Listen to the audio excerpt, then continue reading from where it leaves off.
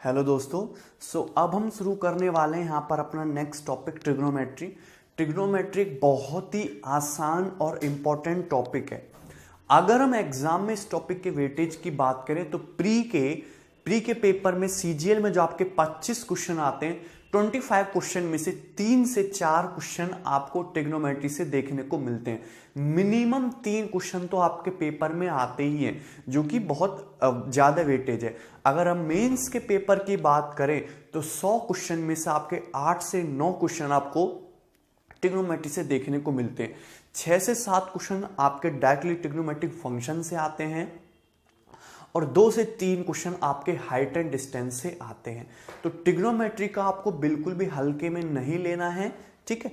जितने भी मैं क्वेश्चन आपको यहाँ पे कराऊंगा, आपको हर एक क्वेश्चन को एनालाइज करना है, उसको अच्छे से प्रिपेयर करना है, ठीक है भाई।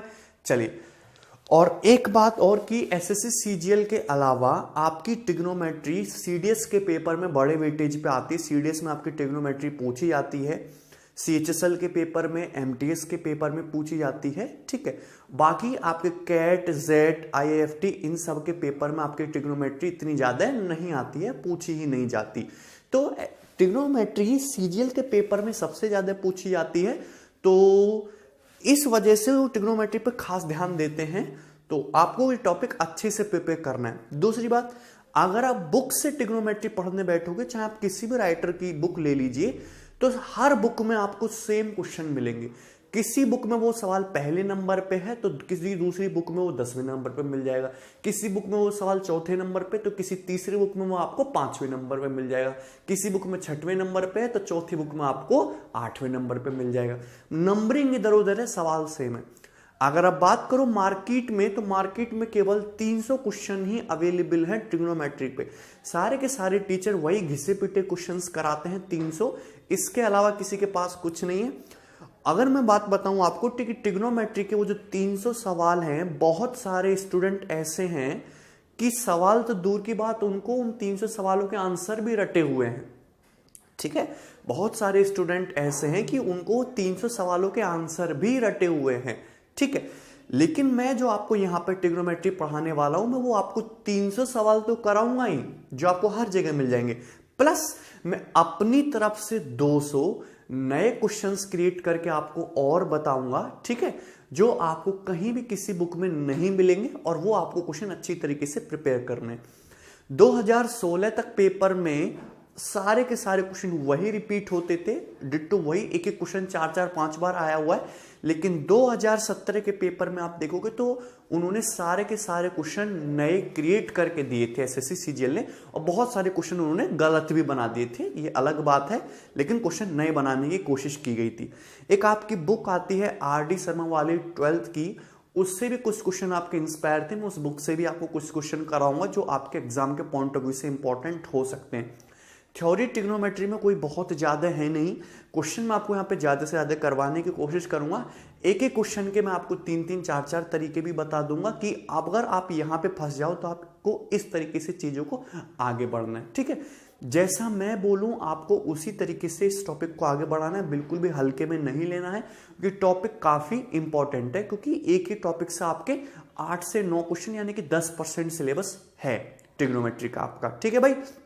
चलिए, ध्यान समझना है आपको, और आपने पढ़ी भी होगी ट्रिग्नोमेट्री 9वीं 10वीं में, और बहुत ही इंटरेस्टिंग और आसान सा टॉपिक है, ठीक है। चलिए स्टार्ट करेंगे।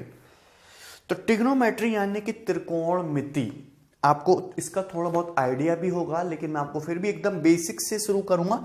मैंने ट्रिग्नोमेट्री पे 11 शीट के आसपास लगभग बनाई है, जिनमें शुरू की 4 शीट एकदम नॉर्मल हैं, एकदम बेसिक से हैं, और बाकी की शीटों का लेवल मैंने अपर रखा हुआ है, ठीक है। चलिए, आपने एक चीज जानते होंगे आप, राइट एंगल ट्रायंगल, समकोण त्रिभुज, ठीक है। ट्रिग्नोमेट्री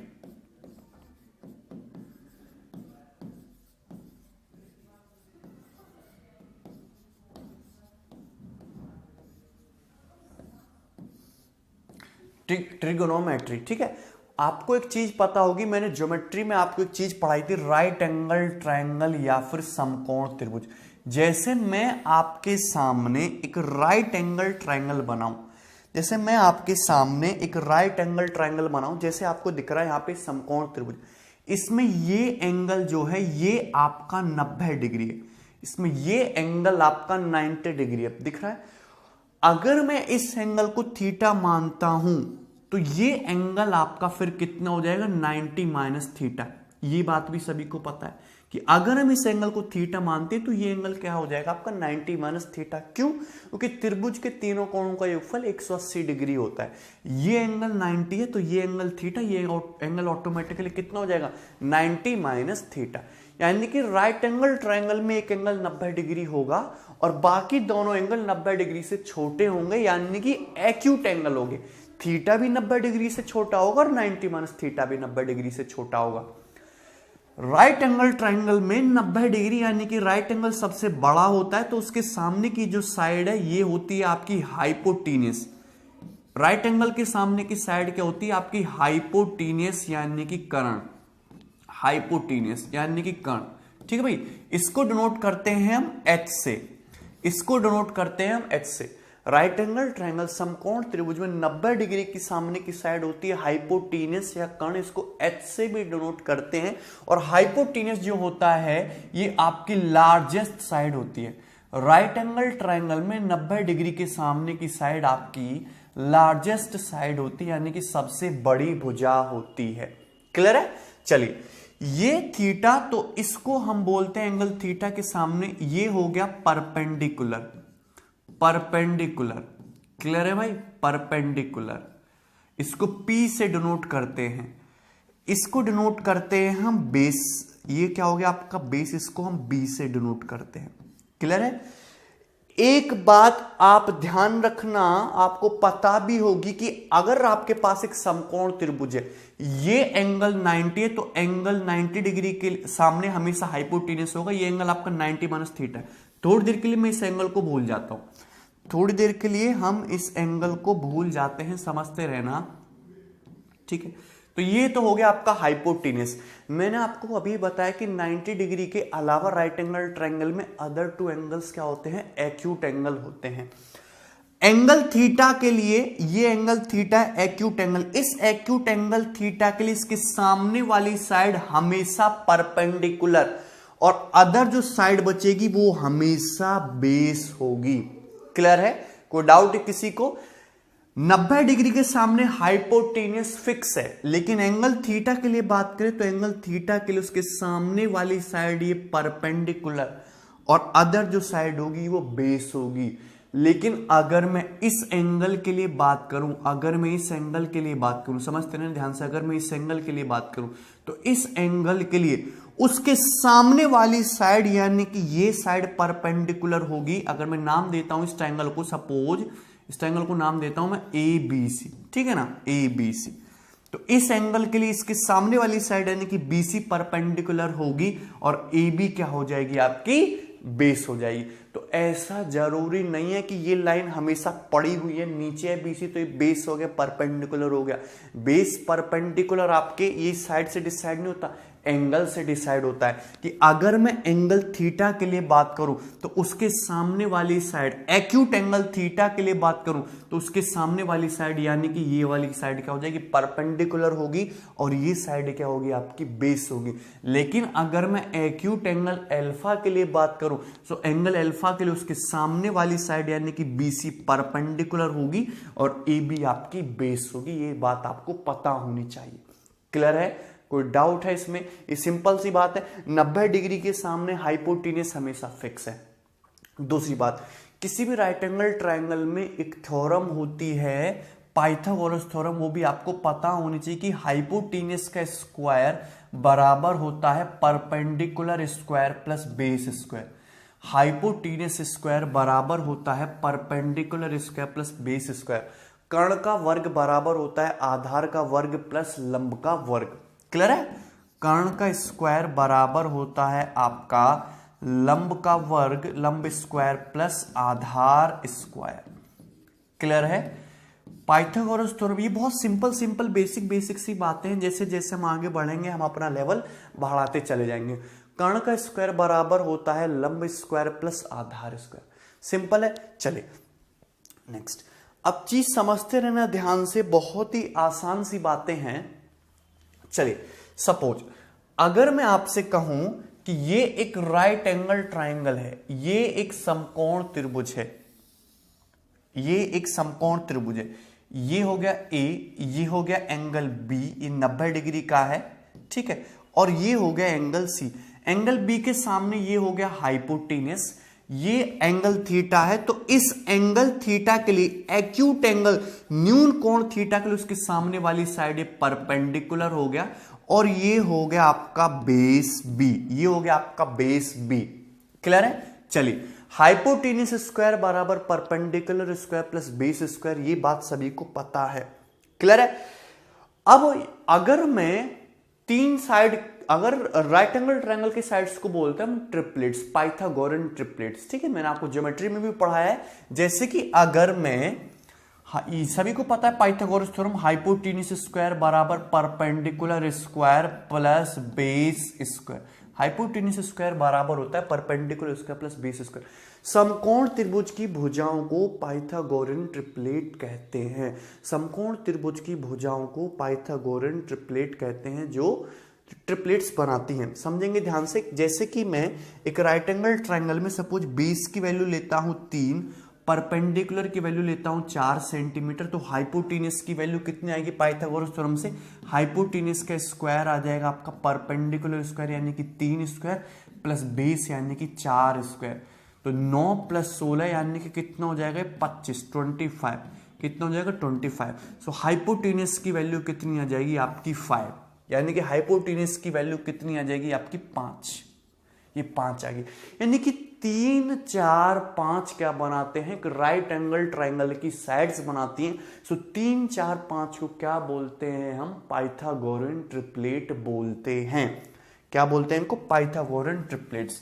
तो यानी कि 3, 4, 5 ऑलवेज, अगर किसी ट्रायंगल की साइड 3, 4 और 5 है, दैट मीन्स वो पाइथागोरस थ्योरम को सेटिस्फाई करती हैं और एक राइट एंगल ट्रायंगल बनाती हैं, जिनमें 5 सबसे बड़ी साइड है, यानी कि 5 उस राइट एंगल ट्रायंगल का हाइपोटेनस या फिर कर्ण होगी।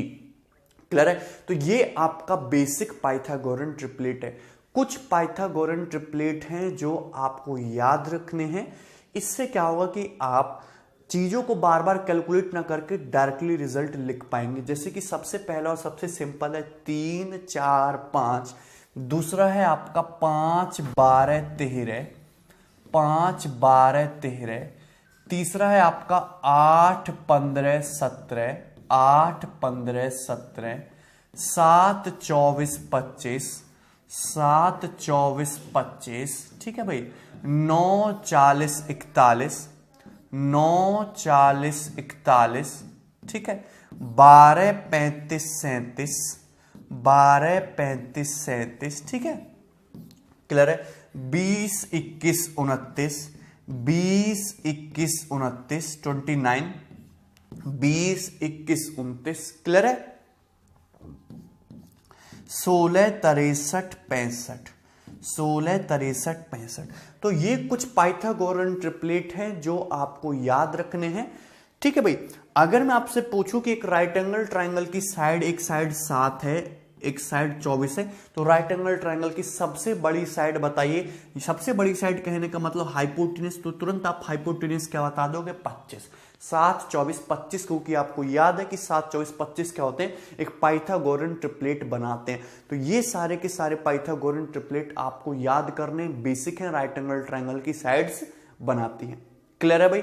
इसमें किसी को कोई समस्या? ये सारी बहुत ही आसान सी बातें हैं। दूसरी बात, किसी ट्रिपलेट में यदि मैं किसी नंबर से मल्टीप्लाई भी कर दूं तो भी क्या रहेगा? वो आपका ट्रिपलेट ही रहेगा। जैसे मैंने आपको बताया है कि 3, 4, 5 एक बेसिक पाइथागोरन ट्रिपलेट है, राइट एंगल ट्रायंगल बनाता है। तो यदि मैं इसमें मल्टीप्लाई कर दूं 2 से, मल्टीप्लाई कर दूं मैं इसमें 2 से, क्लियर है? तो 3, 4, 5 में 2 से मल्टीप्लाई करोगे तो 6, 8, 10 हो जाएगा। 6, 8, 10 भी एक ट्रिपलेट ही रहेगा।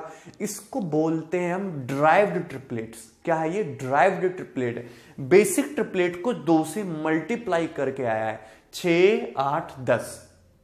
क्लियर है? 6, 8, 10 सभी को बात समझ में? तो 6, 8, 10 भी क्या होगा? पाइथागोरन ट्रिपलेट होगा। ये भी आपकी राइट एंगल ट्राइंगल बनाएगा। ठीक है, जैसे 5 12 13, 5 12 13 बेसिक पाइथागोरन ट्रिपलेट है। यदि आप इसमें मल्टीप्लाई कर देंगे 0.9 से, अगर आप इसे मल्टीप्लाई कर देंगे सपोज 0.9 से, किसी भी नंबर से आप मल्टीप्लाई करिए तो ये हो जाएगा 4.5, 10.8 एंड 11.7। ये भी क्या रहेगा आपका पाइथागोरन ट्रिपलेट रहेगा, ये भी आपका एक पाइथागोरन ट्रिपलेट ही है। क्लियर है, कोई डाउट है इसमें? सिंपल सी बातें हैं। चलिए दूसरी बात कि अगर हम जैसे ये हमारे पास है 7 24 25, सभी को पता है कि 7 24 25 क्या है, राइट एंगल ट्राइंगल की साइड से। अगर मैं इसमें मल्टीप्लाई कर दूं √11 - 1 से, 7 इंटू √11 - 1, 24 इंटू √11 - 1, 25 इंटू √11 - 1, तो ये भी क्या रहेगा, ये भी एक आपका पाइथागोरन ट्रिपलेट ही रहेगा। यानी कि किसी भी बेसिक ट्रिपलेट में यदि आप किसी नंबर से मल्टीप्लाई कर दोगे तो भी आपका पाइथागोरन ट्रिपलेट ही रहेगा, राइट एंगल ट्राइंगल की साइड्स होंगी वो भी। क्लियर है, किसी को कोई डाउट है इसमें? चलिए, ये सारी बातें बहुत सिंपल हैं, आपको आती भी हैं। ठीक है, चलिए अगर मैं आपको एक चीज बताना चाहूंगा कि आप ट्रिपलेट बना भी सकते हो, आप कितने भी बड़े नंबर का ट्रिपलेट बना भी सकते हो। ठीक है, मैंने आपको पहले भी सिखाया, फिर से मैं एक बार रिवाइज करवा रहा हूं। अगर आपको किसी ऑड नंबर का ट्रिपलेट लिखना है, अगर आपको किसी ऑड नंबर का ट्रिपलेट लिखना है, ठीक है, अगर आपको किसी ऑड नंबर का ट्रिपलेट लिखना है तो कैसे लिखेंगे? जैसे कि 3 आपको 3 का ट्रिपलेट लिखना है तो कैसे लिखोगे? चलिए, तो सबसे पहले 3 का स्क्वायर कितना आएगा आपका? 9। 3 का स्क्वायर कितना हो जाएगा? 9। आपको 3 का ट्रिपलेट लिखना है तो 3 का स्क्वायर क्या हो जाएगा आपका? 9। क्लियर है, 9 हो गया। 9 को आप 1 के डिफरेंस पे ब्रेक कर दीजिए। 9 को ऐसी दो संख्याओं में तोड़ दीजिए जिनका सम तो 9 हो पर डिफरेंस 1 हो। क्लियर है, डिफरेंस 1 हो। तो 9 को मुझे ब्रेक करना है 1 के डिफरेंस पे। क्लियर है, समझेंगे बात को? तो 9 को यदि मुझे 1 के डिफरेंस पे ब्रेक करना है तो 4 और 5, तो 3 4 5 क्या हो जाएगा आपका? ट्रिपलेट हो जाएगा। 3 4 5 क्या हो जाएगा आपका? ट्रिपलेट हो जाएगा। 9 को कैसे ब्रेक करेंगे 1 के डिफरेंस पे? पहले 9 में से 1 हटा लो, कितना बचा? 8। 8 को हाफ हाफ कर दिए, 4 और 4। जो मैंने 1 हटाया था आप चिपका दो किसी एक में, 4 और 5। क्लियर है? चलिए फिर से मैं और एग्जांपल लेता हूं कि अगर आपको बनाना है सपोज 5 का ट्रिपलेट बनाना है, 5 का, तो 5 का स्क्वायर करिए, तो 5 का स्क्वायर कितना आएगा? 25 आ गया। 5 का स्क्वायर कितना आ जाएगा? 25। अब 25 में से 1 हटा लीजिए, कितना बचा? 24। 24 को हाफ हाफ कर दीजिए तो कितना हो गया? 12 और 12। लेकिन 1 हटाया था, 1 वापस दे दीजिए तो कितना हो जाएगा? 13। 12 और 13, सो 5 12 13 क्या होता है आपका? ट्रिपलेट होता है। क्लियर है भाई? चलिए आपको लिखना है 11 का, आपको लिखना है 11 का ट्रिपलेट। ठीक है भाई, तो 11 का स्क्वायर करिए, कितना आएगा? 121। 121 11 का स्क्वायर करेंगे 121। क्लियर है? चलिए अब 121 को उसमें से 1 हटा लीजिए, कितना बचा? 120। तो ये हो जाएगा आपका 60, हाफ हाफ कर देंगे 60, 1 वापस दे दीजिए, कितना हो जाएगा? 61। तो 11 60 61 ये हो जाएगा आपका ट्रिपलेट हो जाएगा। तो किसी भी ऑड नंबर का ट्रिपलेट आप इस तरीके से बना सकते हो। क्लियर है? चलिए अगर आपको किसी इवन नंबर का ट्रिपलेट लिखना है, अगर आपको किसी इवन नंबर का ट्रिपलेट लिखना है,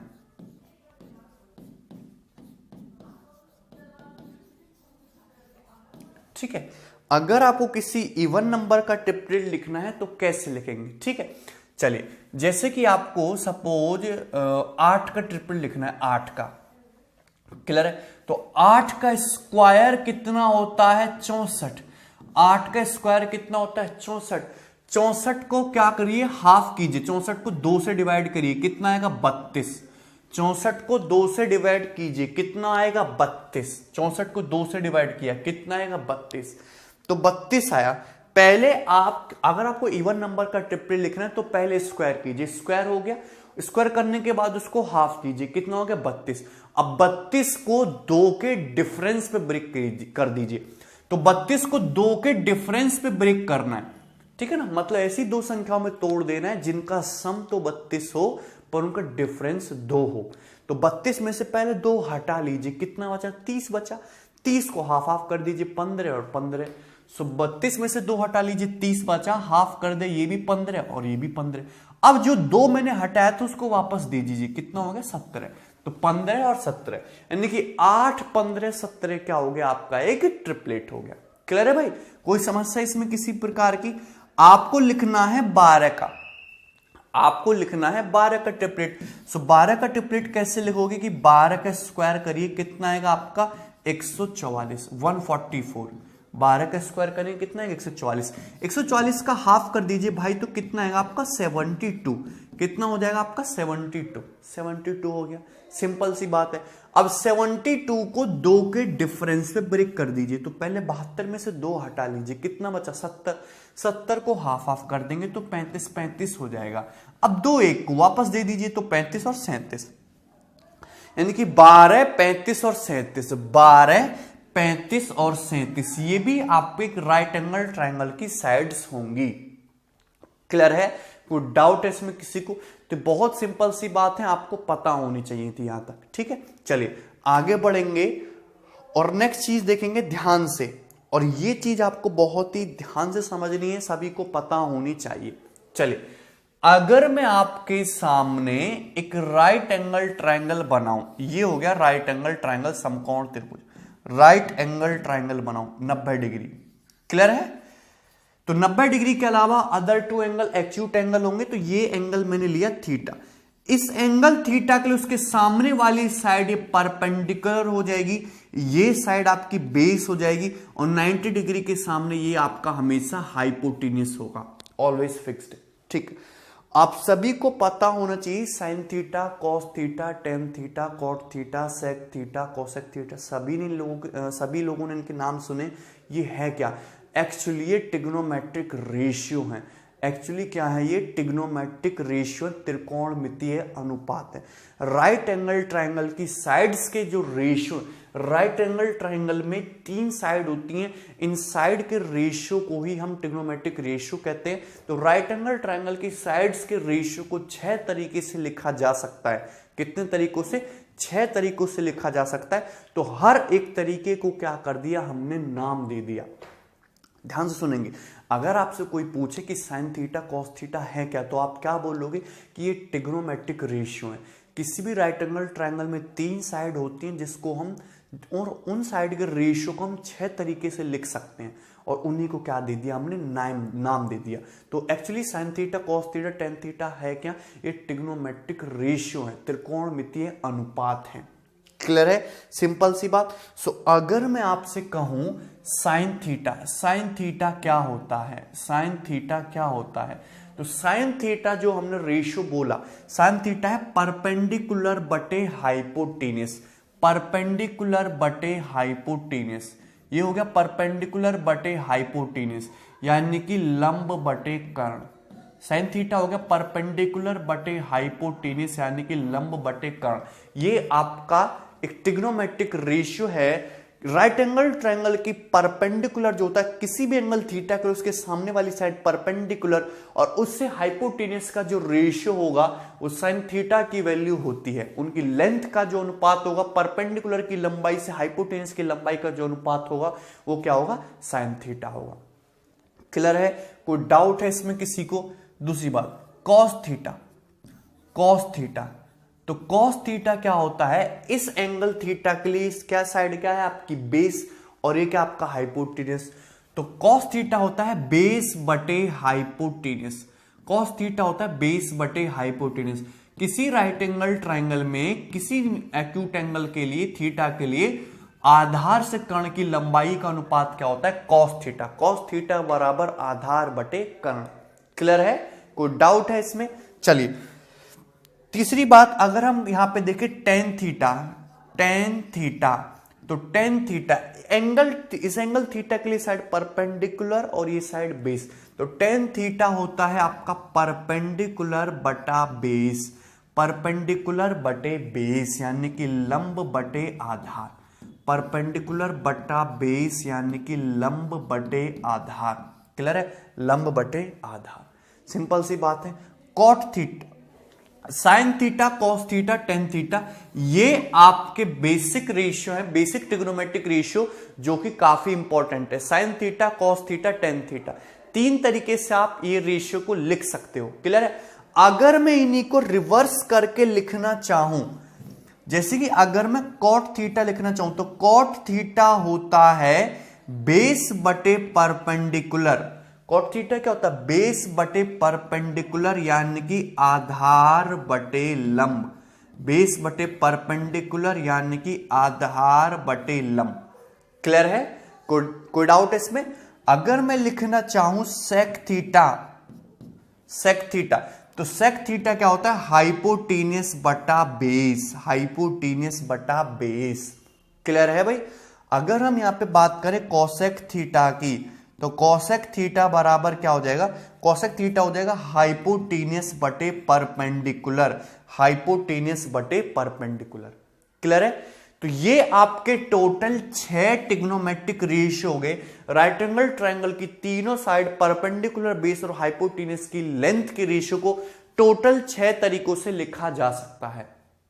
क्लियर है, कोई डाउट है इसमें? लेकिन यहां पे गौर करने वाली बात यह है कि अगर यहां पे ध्यान से ऑब्जर्व करो तो ये साइन थीटा और ये कोसेक थीटा एक दूसरे के जस्ट अपोजिट रेशियो है, ये एक दूसरे के जस्ट अपोजिट रेशियो है, क्योंकि साइन थीटा परपेंडिकुलर बटे हाइपोटेनियस, सो कोसेक थीटा हाइपोटेनियस बटे परपेंडिकुलर, एकदम अपोजिट रेशियो है। अगर अब बात करो तो कॉस थीटा बेस बटे हाइपोटेनियस, सेक थीटा हाइपोटेनियस बटे बेस, तो एक दूसरे के जस्ट अपोजिट ट्रिग्नोमेट्रिक रेशियो है कॉस थीटा और सेक थीटा। अगर हम यहां पे गौर करें टेन थीटा और कॉट थीटा में, तो टेन थीटा परपेंडिकुलर बटा बेस और कॉट थीटा बेस बटा परपेंडिकुलर, तो ये दोनों एक दूसरे के अपोजिट ट्रिग्नोमेट्रिक रेशियो है, रेसिप्रोकल है, एक दूसरे के क्या है? ये रेसिप्रोकल है। क्लियर है भाई, कोई डाउट है इसमें? सो मैं ये कह सकता हूं, क्या कह सकता हूं मैं, कि अगर हम साइन थीटा और कोसेक थीटा की मल्टीप्लाई कर दें आपस में, sign theta into cosec theta, तो मैंने अभी बताया कि साइन थीटा क्या होगा? परपेंडिकुलर बटे हाइपोटेनियस, जबकि कोसेक थीटा क्या है? हाइपोटेनियस बटे परपेंडिकुलर, तो ये आपस में कैंसल आउट हो जाएगा, तो क्या आएगा आपका? 1। यानी कि साइन थीटा और कोसेक थीटा का प्रोडक्ट क्या होता है? 1 होता है। ये एक दूसरे के रेसिप्रोकल होते हैं, या फिर मैं ऐसे भी लिख सकता हूं कि साइन थीटा बराबर क्या होता है? 1 बाई कोसेक थीटा। एकदम स्लोली मैं आपको समझा रहा हूं, साइन थीटा इक्वल टू क्या होता है? 1 बाई कोसेक थीटा। क्लियर है?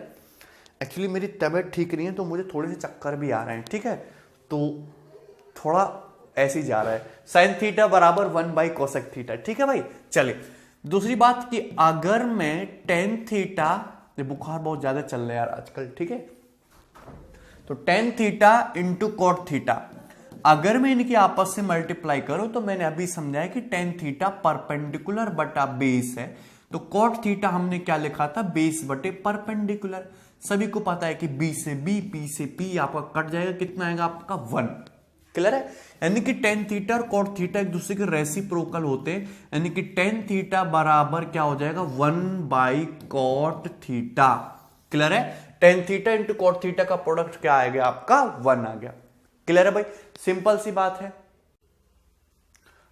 अगर हम यहां पे देखें कॉस थीटा और सेक थीटा के बारे में, तो cos theta into sec theta, cos theta क्या है आपका? बेस बटे हाइपोटेनियस। क्लियर है? बेस बटे हाइपोटेनियस।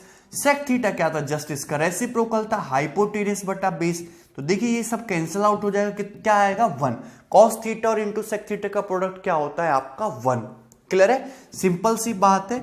सो हम यहां से कह सकते हैं कि कॉस थीटा जो होता है वो आपके सेक थीटा का रेसिप्रोकल होता है। कॉस थीटा बराबर 1 बाई सेक थीटा।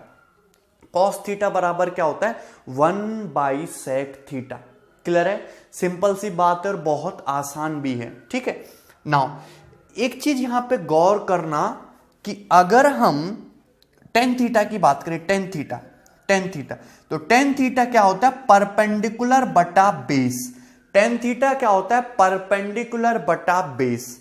तो अगर मैं देखो ये अंश है ये और अंश है परपेंडिकुलर और हर है आपका बी, ऊपर नीचे अंश और हर में यदि मैं एच से डिवाइड कर तो कोई फर्क पड़ेगा क्या? ऊपर नीचे अंश और हर में यदि मैं एच से डिवाइड कर दूं तो कोई फर्क पड़ेगा क्या? सीधी बात है, एच से एच आपका कट गया तो पी बाई बी तो रहा। लेकिन फर्क मुझे ये पड़ गया कि यहां से मैंने ऑब्जर्व किया कि पी बाई एच परपेंडिकुलर बटे हाइपोटेन्यूज, ये तो साइन थीटा है, ये तो साइन थीटा है, और बेस बटे हाइपोटेन्यूज ये आपका कॉस थीटा है। यानी कि पता चल गया मुझे कि टेन थीटा को मैं लिख सकता हूं साइन थीटा बटे कॉस थीटा। टेन थीटा को हम लिख सकते हैं साइन थीटा बटे कॉस थीटा। क्लियर है? टेन थीटा बराबर क्या होता है आपका? साइन थीटा बटे cos theta. So tan theta equal to sine theta बटे कॉस थीटा।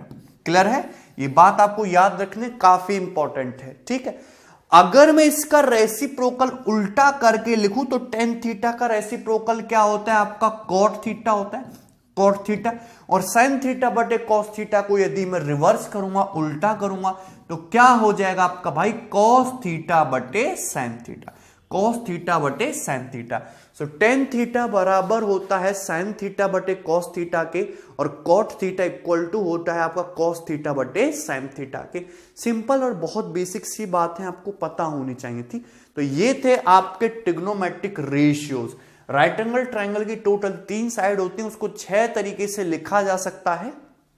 ठीक है ना? उनकी साइड्स के रेशियो को, वही रेशियो को हमने नाम दे दिया है sine cos tan cot sec cosec. क्या है ये? त्रिकोणमितीय अनुपात है। क्लियर है? वहां से हमने कुछ बेसिक सी बातें भी निकाली जो आपको पता होनी चाहिए। ठीक है, अब आगे बढ़ेंगे। ट्रिग्नोमेट्रिक आइडेंटिटीज, ठीक है ना? Basic trigonometric identity. ठीक है, अभी ये क्या है? ट्रिग्नोमेट्रिक की 3 बेसिक आइडेंटिटी होती हैं। हायर लेवल की आइडेंटिटी भी होती है जो हम आपको धीरे धीरे जैसे आगे बढ़ेंगे मैं आपको सिखाता चलूंगा। अभी हम देख रहे हैं basic trigonometric identity, basic trigonometric identities.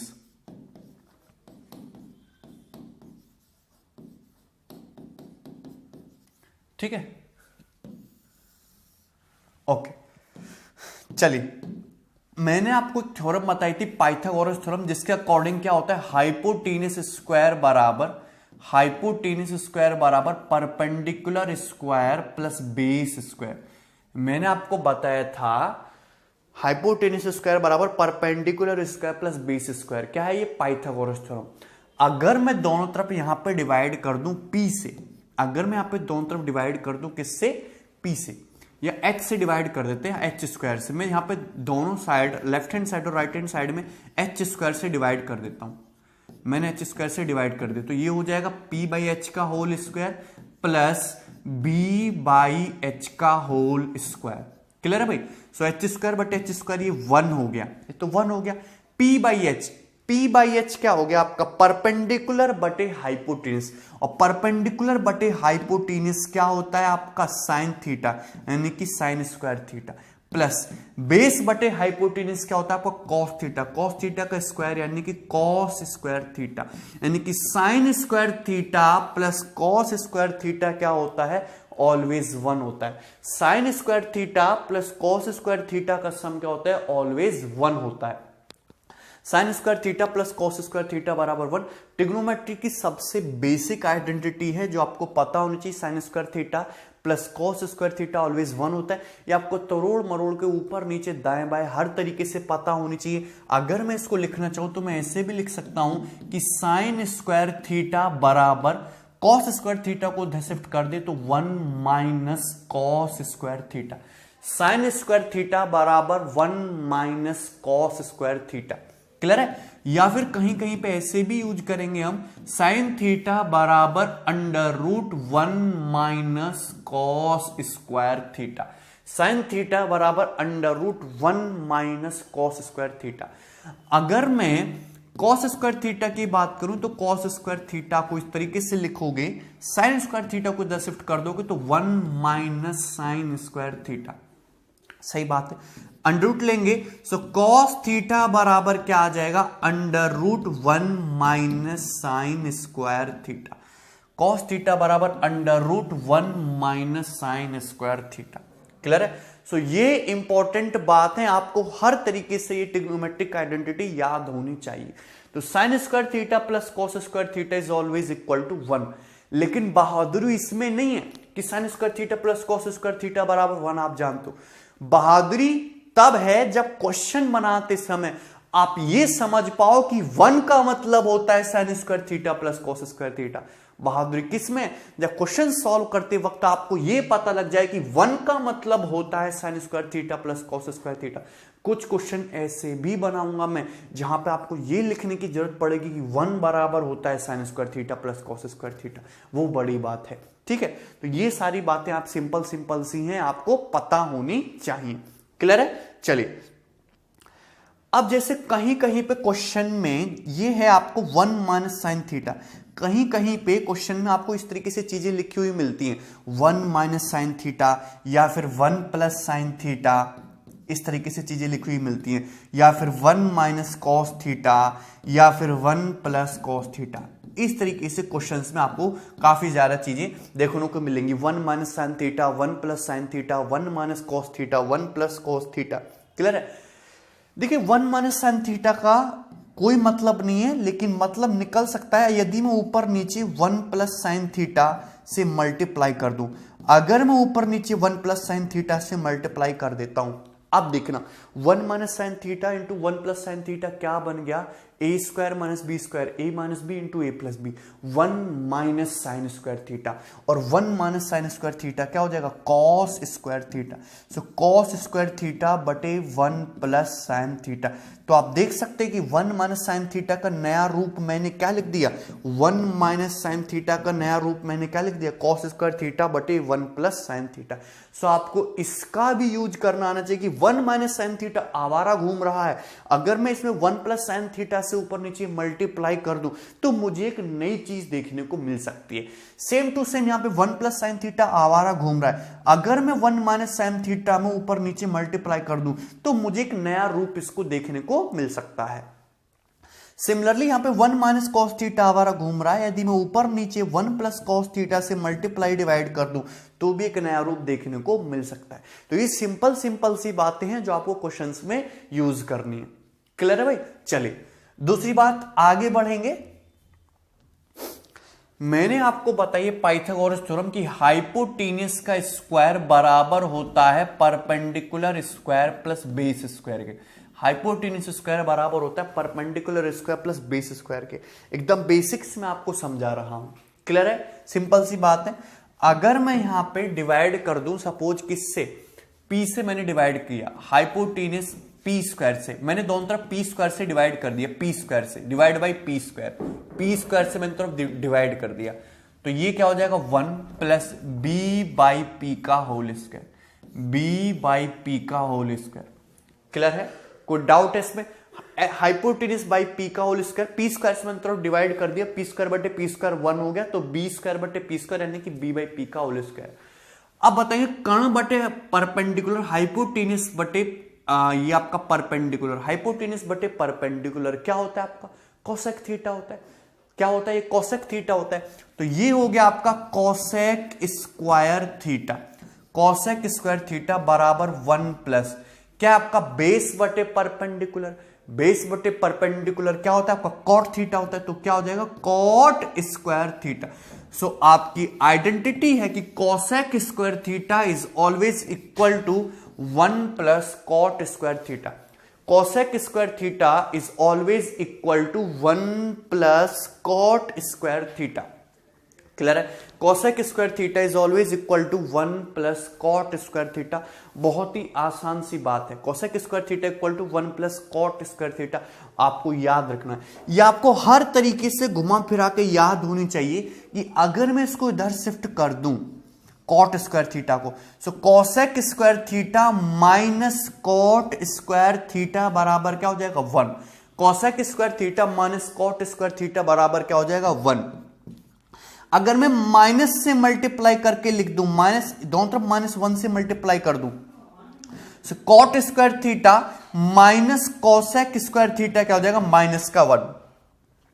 Cot square theta minus cosec square theta क्या हो जाएगा, -1। क्लियर है।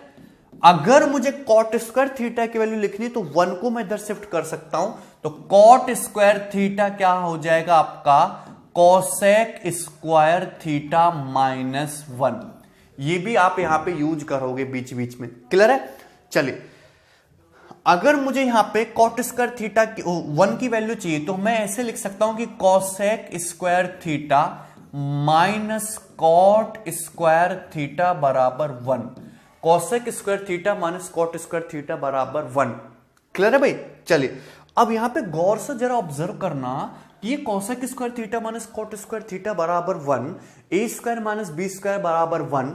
सो A plus B, A square minus B square का फॉर्मूला क्या होता है, A plus B cosec theta plus cot theta into cosec theta minus cot theta into cosec theta minus cot theta बराबर 1। यही होगा, यही होगा कि नहीं। सो अगर मैं यहां से लिखना चाहूं cosec theta plus cot theta की value, cosec theta plus cot theta की वैल्यू, सो ये इधर चला जाएगा बटे में, सो ये हो जाएगा 1 by cosec theta minus cot theta, 1 by cosec theta minus cot theta. So ये ट्रिग्नोमेट्रिक आइडेंटिटी का ये वाला नया रूप भी आपको याद रखना है कि cosec theta plus cot theta reciprocal होता है cosec theta minus cot theta के। Cosec theta plus cot theta और cosec theta minus cot theta एक दूसरे के रेसिप्रोकल होते हैं, उल्टे होते हैं, और इनका प्रोडक्ट जो होता है वो हमेशा 1 होता है। क्लियर है। सिंपल सी बात है और बहुत ही आसान सी बात भी है। ठीक है भाई। चलिए आगे बढ़ेंगे, एक चीज और देखेंगे ना। पाइथागोरस थ्योरम सभी को पता है कि हाइपोटेनस स्क्वायर बराबर perpendicular square plus base square. Clear है। अगर मैं दोनों तरफ यहां पे डिवाइड कर दूं बी स्क्वायर से, अगर मैं दोनों तरफ बी स्क्वायर से डिवाइड कर दूं तो ये हो जाएगा एच स्क्वायर बटे बी स्क्वायर बराबर पी स्क्वायर बटे B square plus 1। B square बटे बी स्क्वायर क्या हो जाएगा, 1। क्लियर है भाई। हाइपोटेनस बटा बेस क्या होता है, सेक थीटा। सभी को पता है किसी राइट एंगल ट्रायंगल में हाइपोटेनस का बेस से रेशियो क्या होता है, सेक थीटा। सो हाइपोटेनस स्क्वायर बटे बेस स्क्वायर क्या हो जाएगा आपका, सेक स्क्वायर थीटा। क्या हो जाएगा, सेक स्क्वायर थीटा। परपेंडिकुलर बटा बेस क्या होता है, परपेंडिकुलर बटा बेस सभी को पता है टेन थीटा होता है, टेन थीटा। तो ये हो जाएगा टेन स्क्वायर थीटा प्लस 1। तो सेक स्क्वायर थीटा होता है 1 plus tan square theta. Sec square theta होता है 1 प्लस टेन स्क्वायर थीटा। बहुत ही इंपॉर्टेंट ट्रिग्नोमेट्रिक आइडेंटिटी है, आपको याद रखनी है। सेक स्क्वायर थीटा बराबर 1 plus tan square theta. Clear है। अगर मैं यहां से टेन स्क्वायर थीटा की वैल्यू निकालूं तो टेन स्क्वायर थीटा की वैल्यू ये 1 इधर आ जाएगा, sec square theta minus 1। Tan square theta बराबर sec square theta minus 1। Clear है। कोई समस्या इसमें किसी प्रकार की। अगर मैं टेन स्क्वायर थीटा को इधर शिफ्ट कर दूं तो आप देख सकते हैं कि sec square theta minus tan square theta बराबर क्या होता है, 1। Sec square theta minus tan square theta क्या होता है आपका, 1। क्लियर है। कोई समस्या। चलिए, sec theta, sec square theta minus tan square theta, A square minus B square, यानी कि ए प्लस बी यानी कि sec theta plus tan theta into A minus B यानी कि sec theta minus tan theta बराबर क्या हो जाएगा आपका, 1। क्लियर है। Sec theta plus tan theta into sec theta minus tan theta क्या हो जाएगा आपका, 1। क्लियर है। तो यहां से हम कह सकते हैं कि sec theta plus tan theta equal to 1 by sec theta minus tan theta, 1 by sec theta minus tan theta, यानी कि दोनों एक दूसरे के रेसिप्रोकल होते हैं। So sec theta plus tan theta और sec theta minus tan theta एक दूसरे के रेसिप्रोकल और उल्टे होते हैं। इनका जो प्रोडक्ट है वो क्या आता है, हमेशा 1 होता है। सिंपल सी बात है। क्लियर है। कोई डाउट है इसमें किसी को? यहां तक मैंने आपको बहुत सिंपल और बेसिक सी बातें बताई। चलिए आगे बढ़ेंगे। अब समझेंगे ध्यान से। क्या समझेंगे अब? Trigonometric table. आपको ट्रिग्नोमेट्रिक की टेबल याद होनी चाहिए। ठीक है। टेबल याद होनी चाहिए कि 0 डिग्री की, 30 डिग्री की, 45 डिग्री की, इन सब की वैल्यू क्या होती है। समझदार तो हो ही आप, आपको शायद याद भी होगी, पर फिर भी मैं आपके सामने एक बार लिख रहा हूं, आपको पता होनी चाहिए। ठीक है भाई, चलिए ये हो गया आपका 0 degree, 30 degree, 45 degree, 0 degree, 30 degree, 45 degree. Trigonometric ratio की वैल्यू याद होनी चाहिए जब आपका एंगल 0 डिग्री हो, 30 डिग्री हो, 45 डिग्री हो, 60 डिग्री हो, 90 डिग्री हो। क्लियर है? ट्रिग्नोमेट्रिक टेबल की वैल्यू याद होनी चाहिए जब आपका एंगल 0 डिग्री हो, 30 डिग्री हो, 45 डिग्री हो, 60 डिग्री हो, 90 डिग्री हो। क्लियर है? चलिए 0 डिग्री, 30 डिग्री, 45 डिग्री, 60 डिग्री और 90 डिग्री, कौन कौन से रेशियो की? सारे रेशियो की, साइन थीटा की, कॉस थीटा की, टेन थीटा, साइन थीटा की, कॉस थीटा की, tan theta, cot theta, sec theta, cosec theta. Clear है? चलिए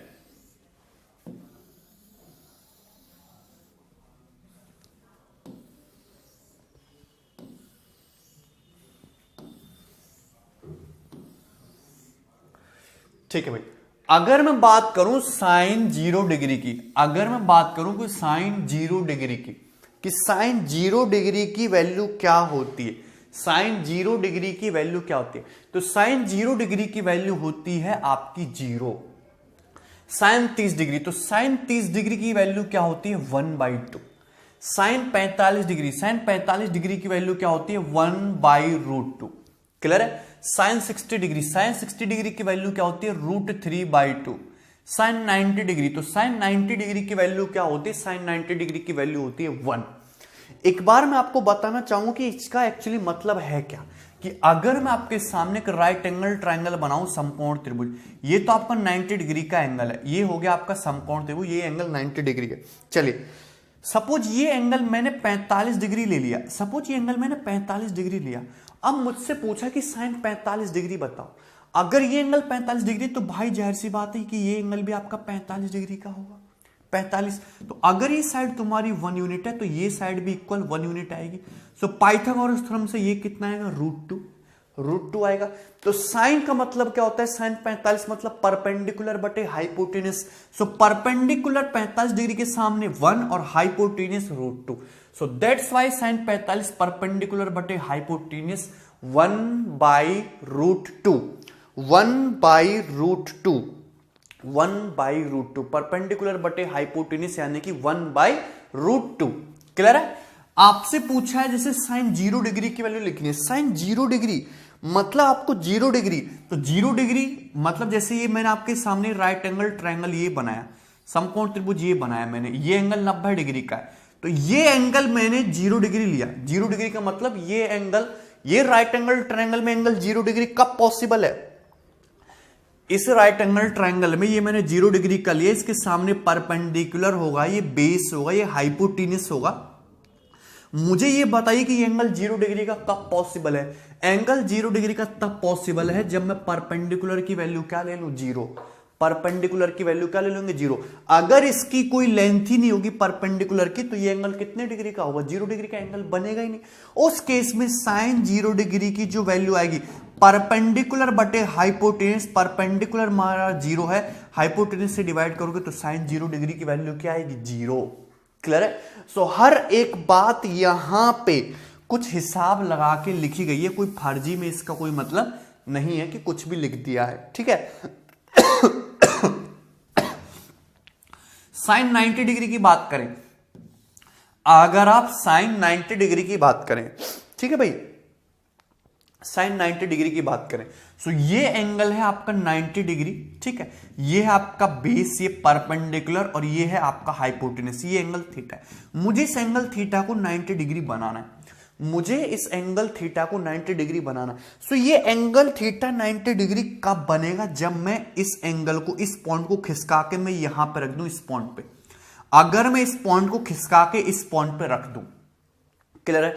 अगर मैं इस पॉइंट को खिसका के इस पॉइंट में रख दूं, यानी कि मैं राइट एंगल ट्रायंगल कुछ इस तरीके से बनाऊं कि ये आपका राइट एंगल ट्रायंगल है, ये बस ये राइट एंगल ट्रायंगल एक स्ट्रेट लाइन। उस केस में क्या होगा कि आपका परपेंडिकुलर और हाइपोटेन्यूस दोनों बराबर बराबर हो जाएंगे, परपेंडिकुलर और हाइपोटेन्यूस दोनों बराबर और बराबर हो जाएंगे, और बेस की वैल्यू क्या हो जाएगी, जीरो। बेस की वैल्यू क्या हो जाएगी आपकी, जीरो। परपेंडिकुलर और हाइपोटेन्यूस दोनों बराबर बराबर हो जाएंगे और बेस की वैल्यू क्या हो जाएगी, जीरो। और परपेंडिकुलर और हाइपोटेन्यूस बराबर बराबर हो जाएंगे तो साइन थीटा का मतलब ही होता है परपेंडिकुलर बटे हाइपोटेन्यूस, दोनों की लेंथ बराबर बराबर है, तो 1/b/h कितना आ जाएगा, 1। क्लियर है, कोई डाउट है इसमें?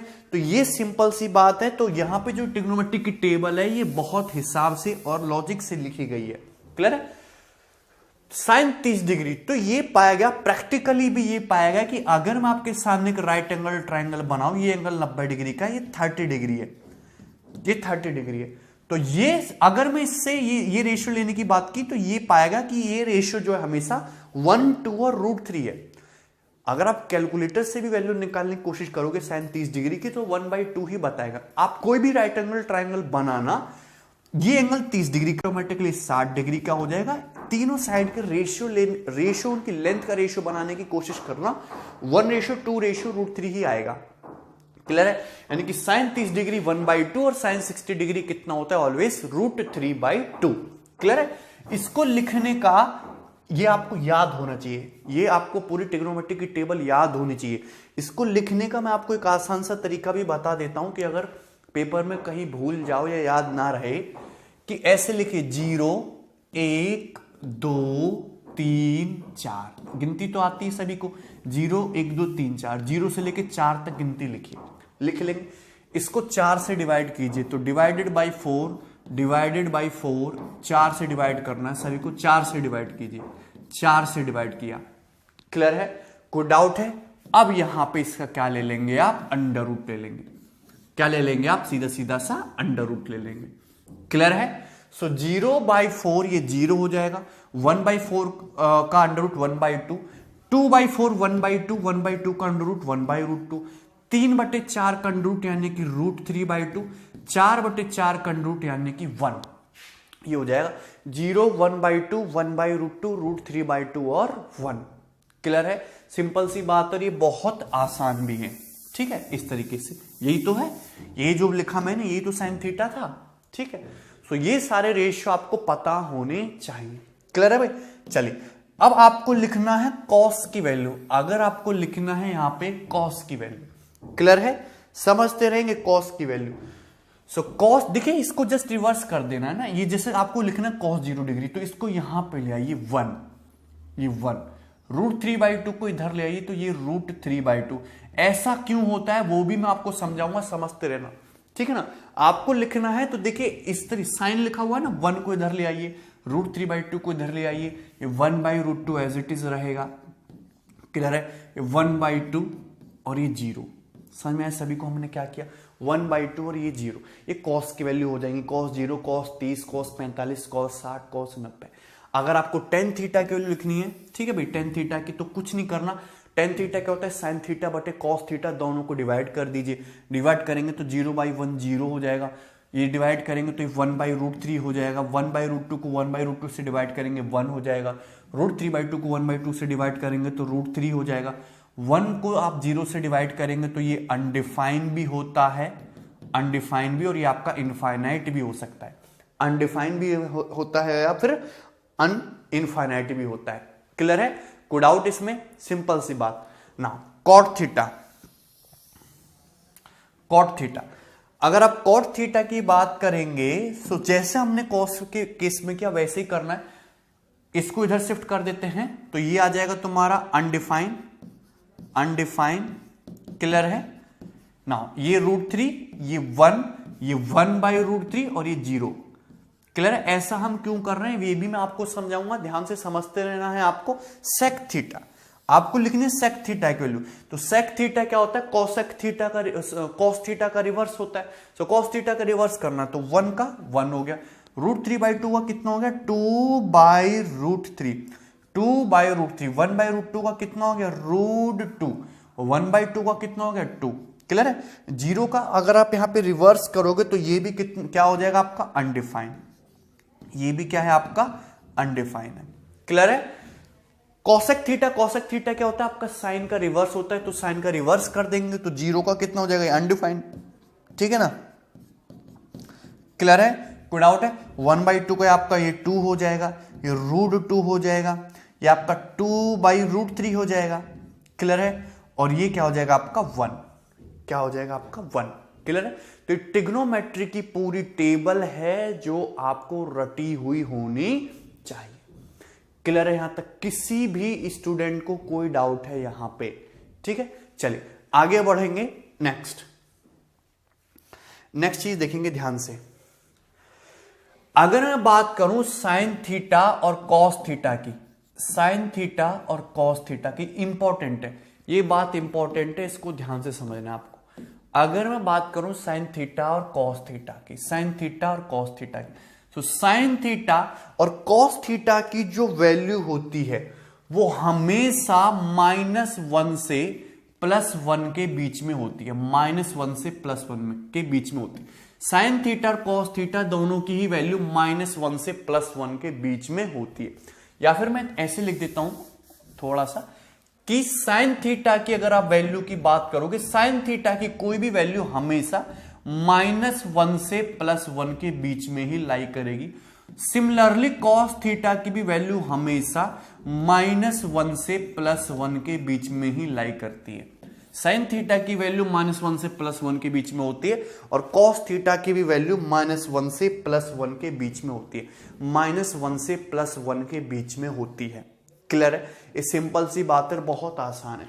साइन थीटा की वैल्यू -1 से +1 के बीच में और कॉस थीटा की भी वैल्यू -1 से +1 के बीच में होती है। ऐसा क्यों होता है?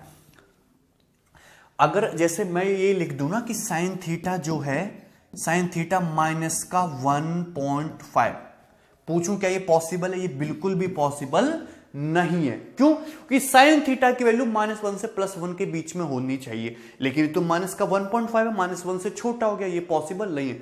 अगर मैं आपके सामने लिखूं कि साइन थीटा बराबर 5/4, क्या ये पॉसिबल है? बिल्कुल भी पॉसिबल नहीं, क्योंकि आपका ये 1 से बड़ा हो गया। अगर मैं आपके सामने लिखूं कॉस थीटा बराबर -0.76, क्या ये पॉसिबल है? तो आप कहोगे जी हां ये बिल्कुल पॉसिबल है, ये बिल्कुल पॉसिबल है। कॉस थीटा बराबर -0.76, क्लियर है? क्यों पॉसिबल है आपका? ठीक है, क्योंकि आपका -1 और +1 के बीच में है, क्लियर है? यहां तक तो बात समझ में आ रही है, ठीक। अब ऐसा होता क्यों है? साइन थीटा कॉस थीटा की वैल्यू -1 से +1 के बीच में ही क्यों होती है? अगर आप बात करो साइन थीटा और कॉस थीटा की, तो साइन थीटा होता है परपेंडिकुलर बटे हाइपोटेनस और कॉस थीटा होता है बेस बटे हाइपोटेनस। सही बात है, साइन थीटा परपेंडिकुलर बटे हाइपोटेनस, कॉस थीटा बेस बटे हाइपोटेनस, ठीक है। परपेंडिकुलर जो होता है हमेशा ही हाइपोटेनस से छोटा होता है, बेस जो होता है वो हमेशा ही हाइपोटेनस से छोटा होता है। अभी आप साइन को भूल जाइए, माइनस प्लस के साइन को भूल जाइए, सिर्फ और सिर्फ वैल्यू पे फोकस कीजिए कि वैल्यू क्या आने वाली है। ये परपेंडिकुलर बटे हाइपोटेनस, परपेंडिकुलर की वैल्यू जो होगी वो हमेशा हाइपोटेनस से छोटी ही रहेगी, क्लियर है भाई? तो यहां पे अगर आप बात करोगे तो परपेंडिकुलर बटे हाइपोटेनस हमेशा 1 से छोटा होगा, क्योंकि परपेंडिकुलर की वैल्यू जो है हमेशा हाइपोटेनस से छोटी होती है, तो P/H is always less than 1, तो ये जो होगा ऑलवेज लेस देन 1 आएगा, क्लियर है कि नहीं? तो अगर पॉजिटिव साइन के साथ लोगे तो ये हमेशा 1 से लेस देन होगा, लेकिन अगर नेगेटिव साइन के साथ लोगे तो ये आपका -1 से बड़ा हो जाएगा, क्लियर है? कोई डाउट है इसमें? ठीक है, क्योंकि आपकी यहां पे अगर आप हाइपोटेनस नेगेटिव नहीं होता, अगर आप परपेंडिकुलर को यहां पे नेगेटिव करने की कोशिश करोगे, परपेंडिकुलर को माइनस भी लोगे तो ये आपका फिर क्या हो जाएगा? -1 से बड़ा हो जाएगा, ठीक है। चलिए इसी तरीके से आपका कॉस थीटा देखिए बेस बटे हाइपोटेनस होता है, तो बेस जो हमेशा हाइपोटेनस से छोटा होता है, तो B/H जो होगा हमेशा क्या होगा? आपका लेस देन 1 होगा। क्या होगा? हमेशा लेस देन 1 होगा। सिर्फ साइन की बात, साइन को छोड़ दीजिए, अभी यहां पे आप न्यूमेरिकल वैल्यू की बात कीजिए कि न्यूमेरिकल वैल्यू जो होगी हमेशा यहां पे क्या होगी? हमेशा 1 से छोटी होगी, क्लियर है? कोई डाउट है इसमें? अगर हम यहां पे इसकी बात करें, साइन की भी बात करें, तो उस केस में क्या हो जाएगा? ये आपका -1 से बड़ा हो जाएगा, ये मैं आगे आपको बताऊंगा, ठीक है। चलिए अगर हम बात करें टेन थीटा और कॉट थीटा की, टेन थीटा और कॉट थीटा की, टेन थीटा की या फिर कॉट थीटा की, सो टेन थीटा और कॉट थीटा की जो वैल्यू है वो माइनस इनफाइनाइट से प्लस इनफाइनाइट के बीच में हो सकती है। माइनस इनफाइनाइट से प्लस इनफाइनाइट के बीच में कुछ भी हो सकती है, कुछ भी। टेन थीटा की जो वैल्यू है वो माइनस इनफाइनाइट से लेके प्लस इनफाइनाइट के बीच में कुछ भी हो सकती है। जो माइनस का साइन है ये कहां से आता है, एक्चुअली आपके क्वाड्रेंट पे डिपेंड करता है कि एंगल कौन से क्वाड्रेंट में, एंगल कौन से क्वाड्रेंट में, उस पे आपका माइनस का साइन डिपेंड करता है, माइनस प्लस का साइन।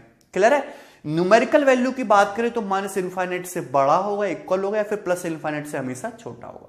क्लियर है? माइनस इनफाइनाइट से प्लस इनफाइनाइट के बीच में कुछ भी हो सकती है।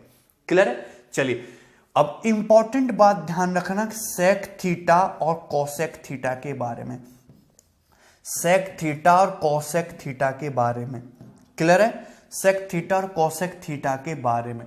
सेक थीटा और कोसेक थीटा की वैल्यू भी माइनस इनफाइनाइट से लेके प्लस इनफाइनाइट के बीच में हो सकती है। सेक थीटा की वैल्यू भी सेक थीटा की वैल्यू भी माइनस इनफाइनाइट से लेके प्लस इनफाइनाइट के बीच में कुछ भी हो सकती है। सेक थीटा की वैल्यू भी माइनस इनफाइनाइट से प्लस इनफाइनाइट के बीच में कुछ भी हो सकती है, लेकिन ये बात ध्यान से इंपॉर्टेंट याद रखना, -1 से +1 के बीच में नहीं होती, -1 से +1 के बीच में नहीं होती। Okay, radian.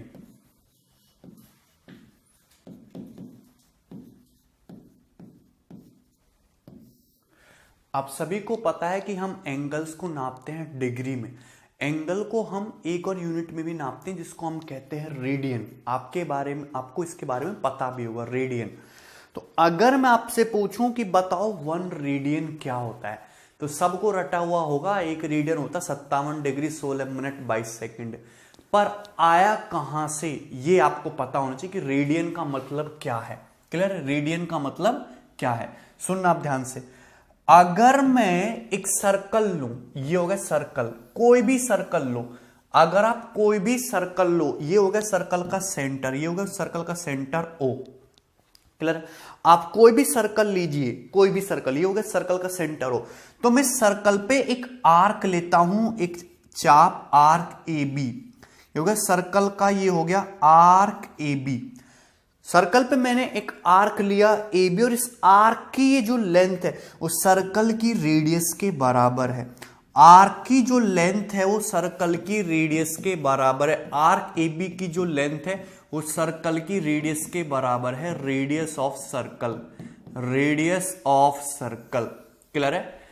कोई डाउट है इसमें किसी को? तो यहां पे आपके सामने दिखाया गया है एक सर्कल, और यह सर्कल का आर्क AB, और इस आर्क की लेंथ सर्कल की रेडियस के बराबर।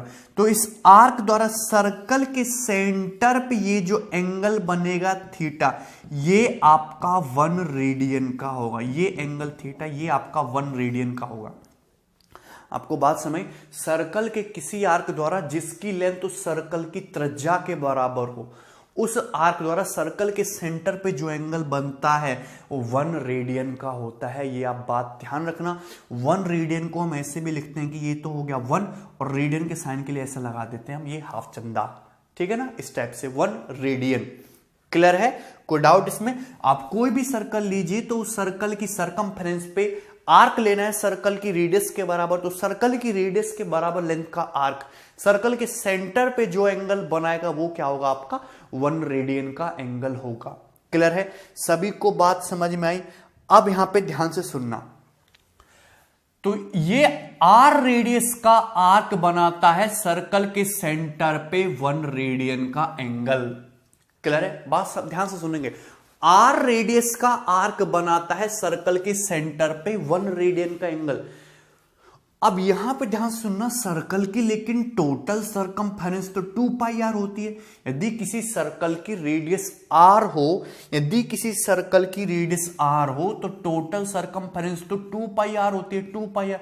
सो 2 पाई आर लेंथ का आर्क फिर सर्कल के सेंटर पे कितना एंगल बनाएगा, 2 पाई रेडियन। कितने का एंगल बनाएगा, 2 पाई रेडियन, 2 पाई रेडियन।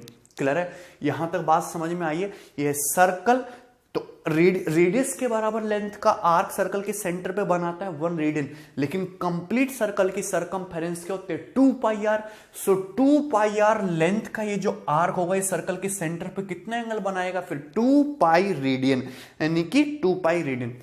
अब लेकिन मुझे तो ये पता है कि सर्कल की कंप्लीट सरकमफेरेंस द्वारा सर्कल के ये जो सेंटर पे जो एंगल बनता है कितने का होता है, 360 डिग्री का होता है। ये एंगल कितना है, कंप्लीट एक चक्कर पूरा हो गया 360 डिग्री का हो गया। कंप्लीट सर्कल की सरकमफेरेंस द्वारा सर्कल के सेंटर पे कितना एंगल बनेगा, ये 360 डिग्री का होगा। यानी कि मैं ये कह सकता हूं कि 2 पाई रेडियन का मतलब किसके बराबर है, 360 डिग्री के बराबर है। 2 पाई रेडियन का मतलब किसके बराबर है, 360 डिग्री के बराबर है। क्लियर है, ये बात सभी को समझ में आई है ना, सिंपल सी बात है। 2 पाई रेडियन का मतलब किसके बराबर है, 360 डिग्री के बराबर है भाई। 2 पाई आर लेंथ के आर्क द्वारा सर्कल के सेंटर पे 2 पाई रेडियन बनता 360 डिग्री, तो 2 पाई रेडियन की वैल्यू 360 डिग्री के बराबर है। या फिर हम ऐसे कह सकते हैं कि पाई रेडियन की वैल्यू 2 से डिवाइड कर दीजिए, पाई रेडियन की वैल्यू फिर कितने के बराबर हो गई, 180 डिग्री के। सो पाई रेडियन की वैल्यू यहां पे कितने के बराबर होती है, 180 डिग्री के। ये बात बहुत इंपॉर्टेंट है, कहीं कहीं पे क्वेश्चंस में आपको डिग्री की बजाय रेडियन यानी कि पाई में लिखा हुआ मिलेगा। सो आप तुरंत समझ जाएंगे पाई रेडियन की वैल्यू कितने के बराबर होती है, 180 डिग्री के। क्लियर है भाई, कोई डाउट? तो अगर मैं यहां से 1 रेडियन की वैल्यू लिखना चाहूं, 1 रेडियन की, 1 रेडियन की, सो 1 रेडियन की वैल्यू का मतलब क्या होता है, 180 डिग्री बटे पाई। 1 रेडियन का मतलब क्या होता है, 180 डिग्री बटे पाई। 1 रेडियन का मतलब क्या होता है, 180 डिग्री बटे पाई। क्लियर है, 1 रेडियन का मतलब होता है 180 डिग्री बटे पाई। अगर मैं यहां से 1 डिग्री की वैल्यू लिखना चाहूं कि 1 डिग्री की वैल्यू क्या होती है, 1 डिग्री की तो 180 से डिवाइड कर देंगे, यानी कि पाई बटे 180 रेडियन। 1 डिग्री की वैल्यू होती है पाई बटे 180 रेडियन। 1 डिग्री की वैल्यू होती है पाई बटे 180 रेडियन। सिंपल सी बात है, 1 डिग्री की वैल्यू कितनी होती है, पाई बटे 180 रेडियन। ठीक है ना, ये CHSL का पूछा हुआ सवाल है कि रेडियन की डेफिनेशन बताइए। रेडियन की वैल्यू सबको याद होती है, पर ये डेफिनेशन आपको पता नहीं होती कि सर्कल के आर्क सरकमफेरेंस में को रेडियस के बराबर लेंथ का आर्क लेना है, जो सर्कल के सेंटर पे एंगल बनेगा वो 1 रेडियन का होगा। क्लियर है, इस सभी को बात समझ में आई, बहुत सिंपल सी बात है ना। अब समझेंगे ध्यान से।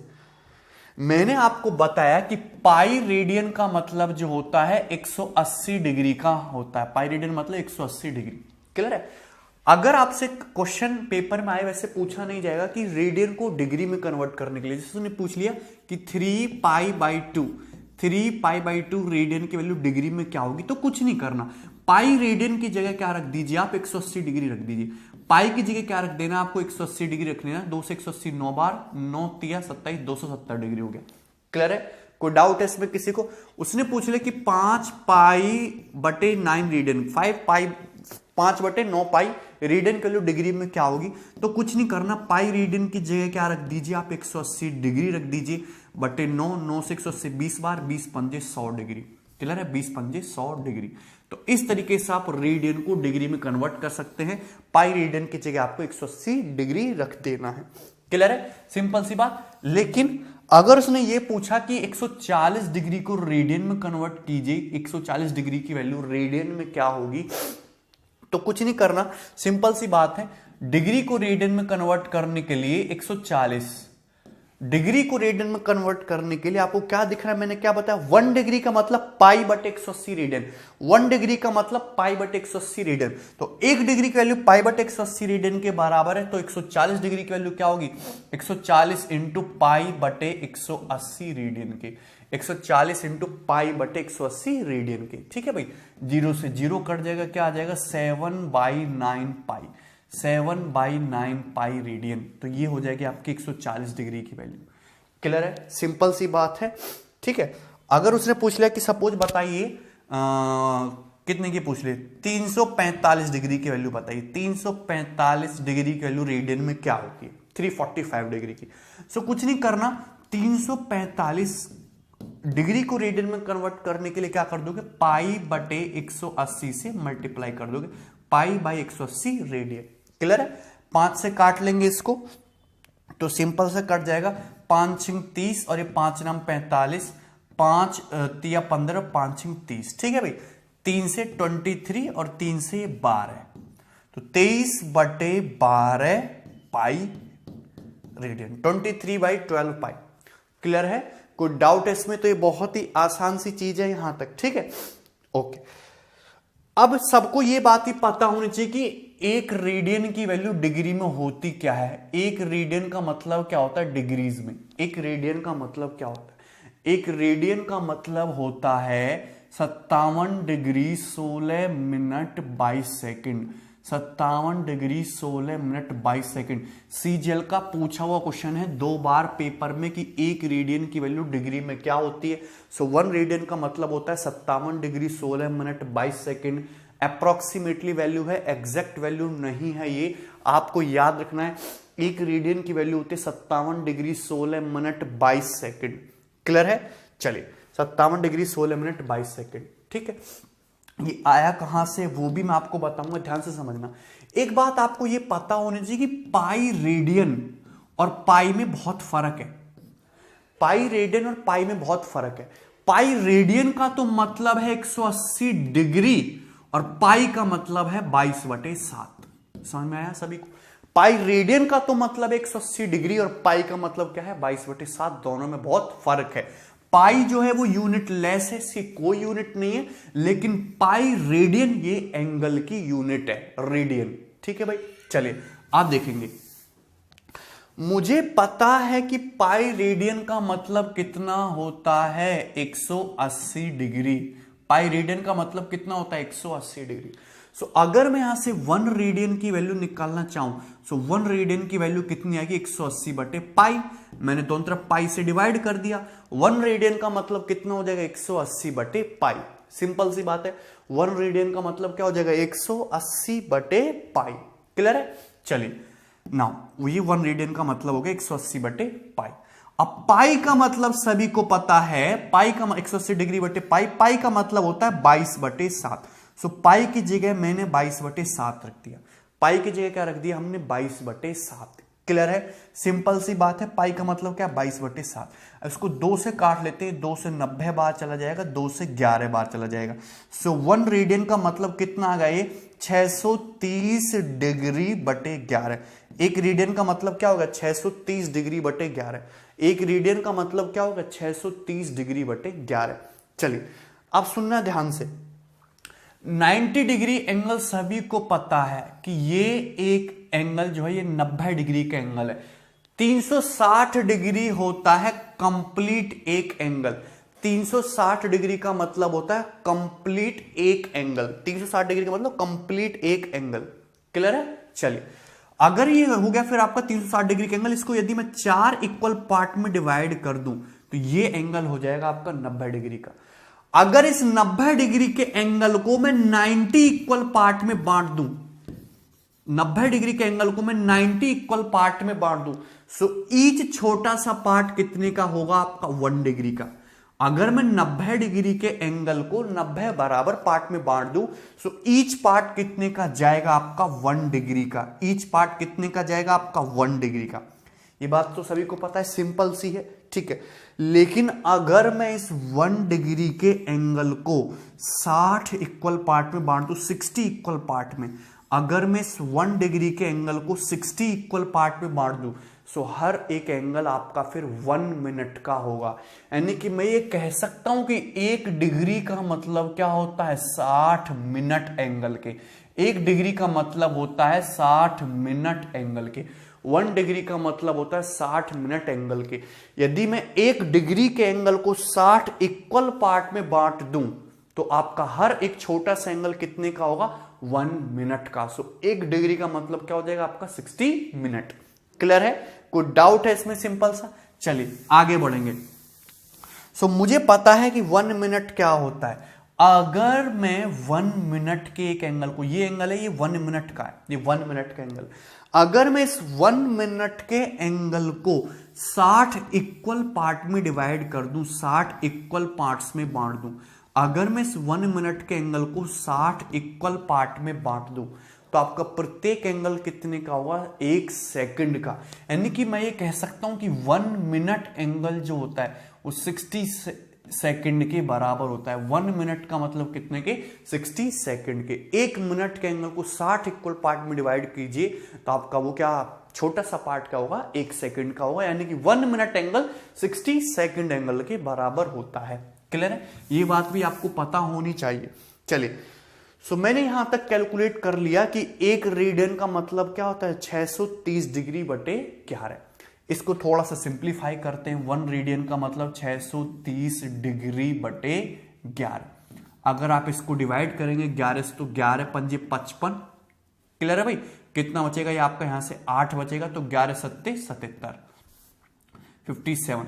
तो ये बचेगा 57 प्लस 3/11, 57 प्लस 3/11, 57 डिग्री प्लस 3 बटे 11 डिग्री। क्लियर है? 57 डिग्री प्लस 3 बटे 11 डिग्री, ये 1 रेडियन की वैल्यू आ गई, बराबर 57 डिग्री को 57 डिग्री ही रहने देते हैं। अभी 3 बटे 11 डिग्री है। यदि मुझे पता है कि 1 डिग्री की वैल्यू 60 मिनट के बराबर है, तो 3 बटे 11 डिग्री की वैल्यू कितनी हो जाएगी भाई? 60 से मल्टीप्लाई कर देंगे, 180 बटे 11 मिनट के, 180 बटे 11 मिनट के। क्लियर है भाई? कोई डाउट है इसमें? तो ये हो जाएगा 57 डिग्री प्लस 57 डिग्री प्लस 180 बटे 11। तो 180 को यदि हम डिवाइड करेंगे 11 से, तो 11 एक कम 11, कितना बचेगा? 70, 11 छिंग 66, 16 मिनट, प्लस कितना आ जाएगा? 11 कम 11, 70, 11 छिंग 16 प्लस 4 बटे 11। ऐसे लिख दोगे ना, 16 मिनट प्लस 4 बटे 11 मिनट, 16 इंटू 11 176 प्लस 4 180 बटे 11। क्लियर है? कोई डाउट है इसमें? तो ये हो गया 57 degree plus 16 minute, 57 degree plus 16 minute plus 4 बटे 11। अच्छा, 1 मिनट का मतलब क्या होता है? 60 सेकंड। तो 4 बटे 11 मिनट का मतलब क्या हो जाएगा? 60 से मल्टीप्लाई कर देते हैं, 240, 60 से मल्टीप्लाई कर दोगे 240 बटे 11 सेकंड, 240 बटे 11 सेकंड। सिंपल सी बात है।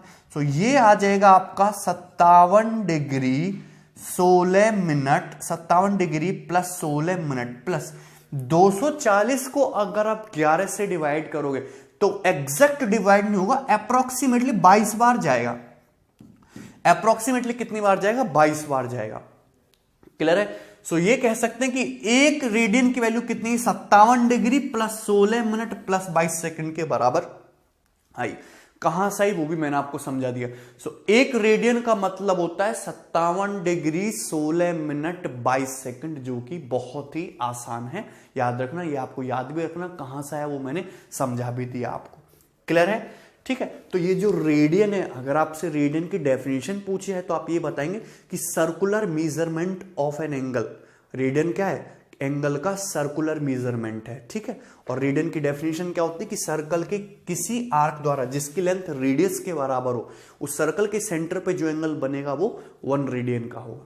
क्लियर है? यहां तक सभी को बात समझ में आई है? सिंपल सी बात है। चलिए आगे बढ़ेंगे ना। अब इंपॉर्टेंट चीज समझेंगे ध्यान से, सीडीएस के पेपर के पूछे गए सवाल हैं जो आपको समझ में आने चाहिए। ठीक है।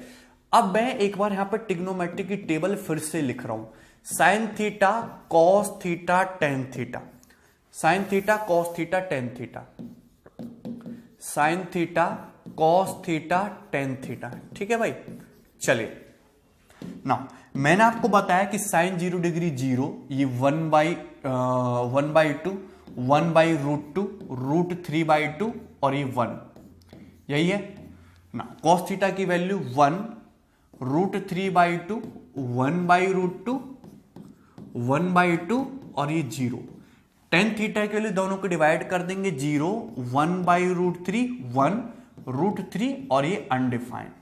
अनडिफाइंड भी हो सकता है और इनफाइनाइट भी हो सकता है। चलिए अब ध्यान से सुनना, मैंने पहले बता रखा है कि साइन थीटा की जो वैल्यू है वो -1 से +1 के बीच में होगी और कॉस थीटा की वैल्यू भी -1 से +1 के बीच में होगी। अब देखिए 0 डिग्री से 90 डिग्री की वैल्यू लिखी मैंने, 0 की, 30 की, 45 की, 60 की, 90। तो जैसे जैसे हम 0 डिग्री से 90 डिग्री की तरफ बढ़ते हैं तो साइन की वैल्यू क्या होती है, बढ़ती है, इंक्रीज। साइन थीटा क्या होता है आपका, बढ़ता है। अगर हम 0 डिग्री से 90 डिग्री की तरफ चलेंगे तो साइन थीटा आपका हमेशा बढ़ेगा। क्लियर है? कोई डाउट है इसमें किसी को? अगर यहां पे मैं ये भी कह सकते हैं कि कॉस थीटा के केस में बात करो, कॉस थीटा ये 0 डिग्री से 90 डिग्री तक की वैल्यू लिखी हुई है। जैसे जैसे हम 0 डिग्री से 90 डिग्री की तरफ बढ़ेंगे, देखिए cos 0 1, फिर √3/2 कम हो गया, 1/√2 और कम हो गया, फिर 1/2 और कम हो गया, 0 तो कतई खत्म हो गया। यानी कि जैसे जैसे हम 0 से 90 डिग्री की तरफ जाते हैं, cos थीटा क्या होता है आपका, घटता है। cos थीटा क्या होता है आपका, घटता है। क्लियर है? 0 से 90 डिग्री के बीच में। क्लियर है? तो अगर आपका ये एंगल अल्फा बीटा आपके दो एंगल है, अल्फा बीटा आपके दो एंगल हैं 0 से 90 डिग्री के बीच में। अल्फा बीटा आपके दो एंगल हैं 0 से 90 डिग्री के बीच में। क्लियर है? 0 से 90 डिग्री के बीच में अल्फा बीटा आपके दो एंगल है। सो हमेशा अगर अल्फा बीटा दो एंगल है 0 से 90 डिग्री के बीच में, अगर आपका अल्फा बड़ा है बीटा डिग्री से, अगर आपका अल्फा बड़ा है बीटा डिग्री से, मतलब अल्फा की वैल्यू में बीटा से बड़ा लेके चल रहा हूं 0 से 90 के बीच में, तो आपके साइन अल्फा की वैल्यू जो होगी वो साइन बीटा से बड़ी होगी। साइन अल्फा की जो वैल्यू होगी वो हमेशा साइन बीटा से बड़ी होगी, क्योंकि 0 से 90 डिग्री के बीच में अगर आप एंगल को बढ़ा लेंगे, 0 से 90 डिग्री के बीच में जैसे जैसे आप एंगल की वैल्यू बढ़ाएंगे वैसे वैसे आपका साइन क्या होगा, बढ़ेगा, लेकिन कॉस क्या होगा आपका, घटेगा। तो 0 से 90 डिग्री के बीच में यदि अल्फा आपका बड़ा है बीटा से तो साइन अल्फा आपका ग्रेटर होता है साइन बीटा से। कॉस अल्फा जो है वो क्या होगा आपका, लेस होगा कॉस बीटा से। कॉस अल्फा जो है वो आपका लेस होगा कॉस बीटा से। क्लियर है? कोई डाउट है इसमें किसी को? कॉस अल्फा की जो वैल्यू है वो क्या होगी आपकी, कम होगी कॉस बीटा से। क्लियर है? सभी को बात समझ में आई? बहुत ही आसान सी चीज है। क्लियर है? चलिए जैसे फॉर एग्जांपल, ये तो बात आपको समझ में आई होगी, ये बहुत छोटी छोटी सी चीज है और इस पे बहुत सारे सवाल बनते हैं। मैं आपको एग्जांपल लेके काफी सारे सवाल कराऊंगा। जैसे मैं लिखूं आपके सामने कि sine 44 degree minus sine 46 degree, sine 44 degree minus sine 46 degree, ये पॉजिटिव होगा कि नेगेटिव होगा, ये बताया ना मुझे। आप ये बताएं कि sine 44 degree minus sine 46 degree कैसा होगा। अब आप सुनिए ध्यान से, जैसे जैसे मैं 0 डिग्री से 90 डिग्री की तरफ बढ़ता हूं, जैसे जैसे हम 0 से 90 डिग्री की तरफ बढ़ते हैं तो साइन की वैल्यू क्या होती है, बढ़ती है। ठीक है ना? अगर 0 से 90 के बीच में एंगल बढ़ा तो साइन की वैल्यू भी क्या होती है, बड़ी होती है। अब मुझे बताइए कि आपका 44 डिग्री बड़ा है कि आपका 46 डिग्री बड़ा है? आपका 44 डिग्री बड़ा है, सॉरी आपका 44 डिग्री छोटा है। क्लियर है? तो साइन 44 की वैल्यू भी छोटी होगी साइन 46 डिग्री की वैल्यू से, क्योंकि साइन 44 डिग्री छोटा होगा, साइन 46 डिग्री बड़ा होगा। तो साइन 44 माइनस साइन 46 जो आएगा वो क्या आएगा आपका, निगेटिव आएगा। साइन 44 माइनस साइन 46 जो आएगा वो क्या आएगा आपका, निगेटिव आएगा। क्लियर है? सिंपल सी बात है। दूसरा एग्जांपल लेते हैं, ये आए हुए सवाल हैं सारे के सारे। अगर मैं यहां पे लूं आपके सामने cos 25 degree minus cos 35 degree, cos 25 degree minus cos 35 degree, इसकी वैल्यू जो होगी वो पॉजिटिव होगी कि निगेटिव होगी। अगर आप जैसे जैसे कॉस की टर्म में अगर आप 0 से 90 की तरफ जाते हो तो कॉस की वैल्यू क्या होती है, घटती है। कॉस की वैल्यू क्या होती है, घटती है। क्लियर है कि नहीं? यानी कि 0 से 90 डिग्री की तरफ जैसे आप जरूरत यहां पे देखेंगे 1√3/2, 1/√2, 1/2, 0, कॉस क्या होता जा रहा है आपका, कम होता जा रहा है। लेकिन ये क्या है, cos 25 degree minus cos 35 degree है। सो कॉस 25 डिग्री फिर क्या होगा आपका, ग्रेटर होना चाहिए कि नहीं कॉस 35 डिग्री से, क्योंकि 25 से 35 की तरफ गए, एंगल बढ़ा लेकिन कॉस की वैल्यू क्या होगी, कम हो गई। सो कॉस 25 डिग्री क्या होगा आपका, बड़ा होगा कॉस 35 से, यानी कि कॉस 25 और कॉस 35 का डिफरेंस जो आएगा वो क्या आएगा, हमेशा पॉजिटिव आएगा। क्लियर है भाई? इसमें कोई डाउट है किसी को भी? ये सिंपल सी बात है, सभी को समझ में आई होगी, बहुत ही आसान सी बात थी। ठीक है ना? चलिए आगे बढ़ेंगे। अब नाउ ये समझना आप tan के केस में समझिए, अगर हम tan के केस में देखो tan 0 की वैल्यू 0, ये 1/√3, ये 1, ये √3 और ये इनफाइनाइट। अगर हम tan की देखें ध्यान से तो जैसे जैसे हम 0 से 90 डिग्री की तरफ बढ़ते हैं tan की वैल्यू भी क्या होती है, इंक्रीज होती जाती है। 0 बहुत कम, 1/√3 उससे ज्यादा, फिर 1 उससे ज्यादा, √3 उससे ज्यादा, फिर इनफाइनाइट सबसे ज्यादा हो गया। क्लियर है? कोई डाउट है? तो tan की वैल्यू भी बढ़ती है 0 डिग्री से 90 डिग्री की तरफ जाने पे, ये बात सभी को पता है। नाउ चलिए अब देखेंगे ध्यान से। ठीक है, यानी कि मैं ये कह सकता हूं कि अगर अल्फा और बीटा के बीच 0 की वैल्यू, सॉरी अल्फा और बीटा दो एंगल हैं जिनकी वैल्यू 0 से 90 डिग्री के बीच में है, और अगर आपका अल्फा ग्रेटर देन बीटा है तो tan अल्फा की जो वैल्यू होगी वो tan बीटा से बड़ी होगी। tan अल्फा की जो वैल्यू होगी वो tan बीटा से बड़ी होगी। tan alpha is greater than tan beta. Clear है? अल्फा बीटा दो एंगल है जिनके वैल्यू 0 से 90 डिग्री के बीच में है। अल्फा अगर आपका बीटा से बड़ा है तो tan अल्फा की वैल्यू भी क्या होगी, tan बीटा से बड़ी होगी।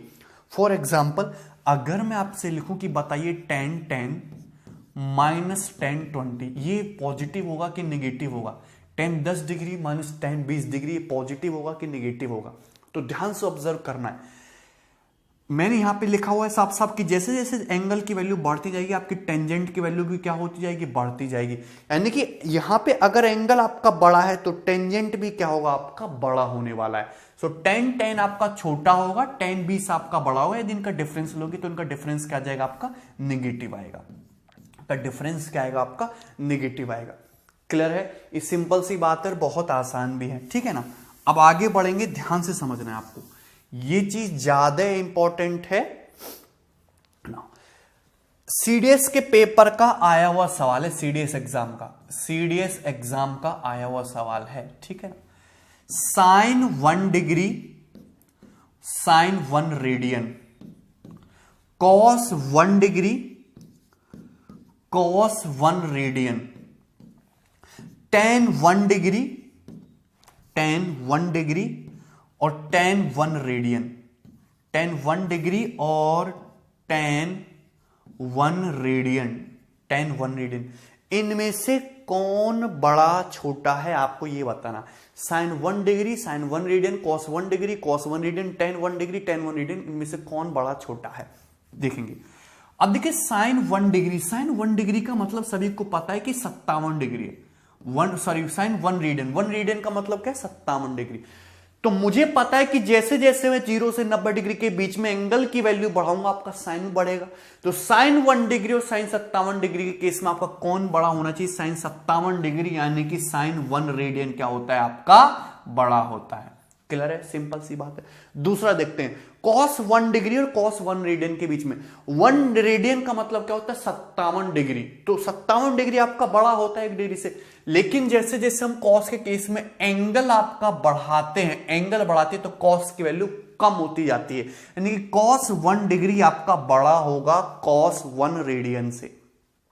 क्लियर है? सिंपल सी बात है। tan 1 डिग्री और tan 1 रेडियन, 1 रेडियन होता है आपका 57 डिग्री। tan की टर्म में हम जैसे जैसे आपका एंगल बढ़ाते हैं, जैसे जैसे हम एंगल बढ़ाते हैं tan की वैल्यू भी क्या होती है, बढ़ती चली जाती है, यानी कि tan 1 रेडियन आपका बड़ा होगा tan 1 डिग्री से। क्लियर है? तो इस तरीके से आपको ये ट्रिग्नोमेट्रिक टेबल को देखना आना चाहिए। इस पे बहुत सारे नए सवाल आपके पेपर में बन सकते हैं। ठीक है भाई?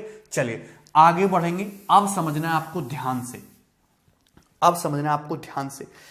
अगर मैं केवल और केवल 0 से 45 डिग्री के बारे में बात करूं, 0 से 45 डिग्री के बीच में, अगर मैं 0 से 45 डिग्री के बीच में बात करूं तो ये हो गया आपका एंगल ए 0, अल्फा और बीटा, दो एंगल में ले लेता हूं अल्फा और बीटा, इनकी वैल्यू जो है 0 से 45 डिग्री के बीच में, 0 से 45 डिग्री के बीच में अल्फा और बीटा की वैल्यू 0 से 45 डिग्री के बीच में। सो 0 से 45 डिग्री के बीच में देखो तो साइन की वैल्यू क्या हो रही है, बढ़ रही है, जबकि कॉस की वैल्यू क्या हो रही है, घट रही है। और 45 डिग्री पे साइन 45 और 45 डिग्री पे कॉस 45, 1/√2 1/√2 दोनों क्या हो जाते हैं, बराबर हो जाते हैं। क्लियर है? लेकिन अगर आप गौर से ऑब्जर्व करो कि अगर आप साइन जीरो अल्फा बीटा दो एंगल उनकी वैल्यू जीरो से इक्वल लो, जीरो से बड़ी लो, 45 डिग्री से छोटी लो। उस केस में आपका ये जो है, अगर मैं अल्फा को ग्रेटर लेता हूं बीटा से, अल्फा को ग्रेटर लेता हूं बीटा से, आपका कॉस अल्फा हमेशा बड़ा होगा साइन बीटा से। कॉस अल्फा हमेशा बड़ा होगा साइन बीटा से। ठीक है, बात थोड़ी सी कॉम्प्लिकेटेड है, आपको समझ में आनी चाहिए। कैसे? अगर 0 डिग्री से 45 डिग्री के बीच में ऑब्जर्व करो तो साइन जीरो की वैल्यू 0, फिर ये 1/2, ये 1/√2, ये 1, ये √3/2, 1/√2। 45 डिग्री पे साइन और कॉस दोनों बराबर हो गए। लेकिन 45 डिग्री से कम में आप देखो तो हमेशा आपका कॉस बड़ा आएगा साइन से। अगर आप कॉस जीरो की वैल्यू देखो तो कॉस जीरो 1 होता है, जबकि साइन जीरो 0 होता है। अगर आप 30 डिग्री की वैल्यू देखो तो कॉस 30 डिग्री √3/2 होता है, यानी कि 0.8 के आसपास होता है, और साइन 30 डिग्री 1/2 यानी कि 0.5 के आसपास होता है। यानी कि 0 से 45 डिग्री के बीच में यदि अल्फा की वैल्यू बड़ी है बीटा से, यदि अल्फा की वैल्यू बड़ी है बीटा से, तो आपका कॉस अल्फा हमेशा बड़ा होगा साइन बीटा से। लेकिन अगर 45 डिग्री पे लोगे तो कॉस अल्फा और ये साइन बीटा आपके बराबर हो जाएंगे। क्लियर है? अगर 45 डिग्री पे लोगे तो कॉस अल्फा, कॉस 45 और साइन 45 बड़ा हो जाएंगे। लेकिन 0 डिग्री से 45 डिग्री के बीच में बात करोगे इंक्लूडिंग 0 डिग्री एंगल, तो हमेशा कॉस अल्फा बड़ा होगा आपका साइन बीटा से। फिर से मैं एक सवाल ले रहा हूं, सीडीएस के पेपर का आया हुआ कि cos 20 minus sine 20, cos 20 minus sine 20 की वैल्यू पॉजिटिव होगी कि नेगेटिव होगी? cos 20 माइनस साइन 20 की वैल्यू पॉजिटिव होगी कि नेगेटिव होगी, ये आपको बताना है, और ध्यान से सोच समझ के बताना है आपको। cos 20 माइनस साइन 20 की वैल्यू, ठीक है। अगर आप यहाँ पे गौर से ऑब्जर्व करो तो जैसे जैसे हम ये 20 डिग्री क्या 0 से 45 डिग्री के बीच में पड़ता है, और सभी को पता है कि cos 20 डिग्री जो होगा वो नियरेस्ट टू क्लोज टू 1 होगा। cos 20 डिग्री जो होगा वो क्लोज टू 1 होगा, 1 के आसपास होगा, जबकि साइन 20 डिग्री जो होगा वो क्लोज टू 0 होगा, 0 के आसपास होगा। क्लियर है? क्योंकि आप देख सकते हैं 0 से 45 डिग्री के बीच में आपका cos की वैल्यू हमेशा भारी पड़ रही है साइन की वैल्यू पे, यानी कि cos 20 माइनस साइन 20 क्या होगा? ऑलवेज पॉजिटिव होगा। क्या होगा? ये ऑलवेज पॉजिटिव होगा। क्लियर है? सभी को बात समझ में आई? सिंपल सी बात है, ठीक है। बट आगे ध्यान से देखना है, ये भी इंपॉर्टेंट है, ये भी इंपॉर्टेंट है। अगर मैं 45 डिग्री से लेके 90 डिग्री के बीच में बात करूं, 45 डिग्री से 90 डिग्री के बीच में, 45 डिग्री से 90 डिग्री के बीच में दो एंगल मैंने ले लिए अल्फा और बीटा, 45 डिग्री से 90 डिग्री के बीच में, 45 डिग्री पे cos 45 साइन 45 दोनों बराबर ही हो जाते हैं, इसको इंक्लूड ही नहीं करेंगे। 45 डिग्री से ज्यादा लें और 90 डिग्री के बराबर भी ले सकते हैं, 90 डिग्री से लेस। 45 डिग्री से 90 डिग्री के बीच में बात कर रहा हूं, तो ये देखिए 45 डिग्री से बड़ा लेना है और 90 डिग्री से आपको छोटा लेना है, इक्वल लेना। उस केस में क्या होगा? उस केस में आपकी साइन थीटा की वैल्यू क्या हो रही है? इंक्रीज हो रही है। देखिए 1/√2, √3/2 और 1, लेकिन साथ साथ में आपकी कॉस थीटा की वैल्यू क्या हो रही है? देखिए घटना शुरू हो गई। साइन थीटा तो बढ़ने लगा, लेकिन कॉस थीटा आपका 1/√2, 1/2, 0, ये आपका घट रहा है, ये तो आपका घट रहा है। क्लियर? साइन थीटा तो बढ़ रहा है यहाँ पे कंटिन्यूसली, और यहाँ पे कॉस थीटा आपका घट रहा है। यानी कि अगर अल्फा और बीटा दो एंगल हैं जो 45 से 90 डिग्री के बीच में, और अल्फा आपका बड़ा है बीटा से, अल्फा आपका बड़ा है बीटा से, तो उस केस में साइन अल्फा की जो वैल्यू होगी वो कॉस बीटा से बड़ी होगी। साइन अल्फा की जो वैल्यू होगी वो कॉस बीटा से बड़ी होगी। आप साफ साफ पिक्चर में देख भी सकते हो कि अगर मैं जैसे साइन 60 की बात करूं तो √3/2, और कॉस 60 की बात करूं तो 1/2, तो साइन 60 बड़ा है कॉस 60 से। अगर मैं साइन 90 की बात करूं 1 और कॉस 90 की बात करूं 0, तो साइन 90 बड़ा है कॉस 90 से। फॉर एग्जाम्पल, अगर मैं आपसे पूछूं कि बताइए cos 65 degree, cos 65 degree minus sine 65 degree, cos 65 degree minus sine 65 degree, ये पॉजिटिव होगा कि नेगेटिव होगा? cos 65 degree minus sine 65 degree positive होगा कि नेगेटिव होगा? अब ये 65, यानी कि 45 डिग्री से बड़ा है, 90 डिग्री से छोटा है 65 डिग्री एंगल। और सभी को पता है कि 45 से 90 के बीच में आपकी कॉस की वैल्यू बड़ी होती है साइन की, आपके साइन की वैल्यू बड़ी होती है कॉस की वैल्यू से, साइन की वैल्यू बड़ी होती है कॉस की वैल्यू से, यानी कि साइन 65 डिग्री बड़ा होगा कॉस 65 डिग्री से, और कॉस 65 माइनस साइन 65 डिग्री जो होगा ये क्या होगा आपका निगेटिव आएगा। क्लियर है, ये क्या आएगा आपका नेगेटिव आएगा। सो बहुत सिंपल सी बात है, इस पर आपके बहुत सारे सवाल बन सकते हैं। ट्रिग्नोमेट्रिक टेबल को आपको रीड करना आना चाहिए अच्छी तरीके से।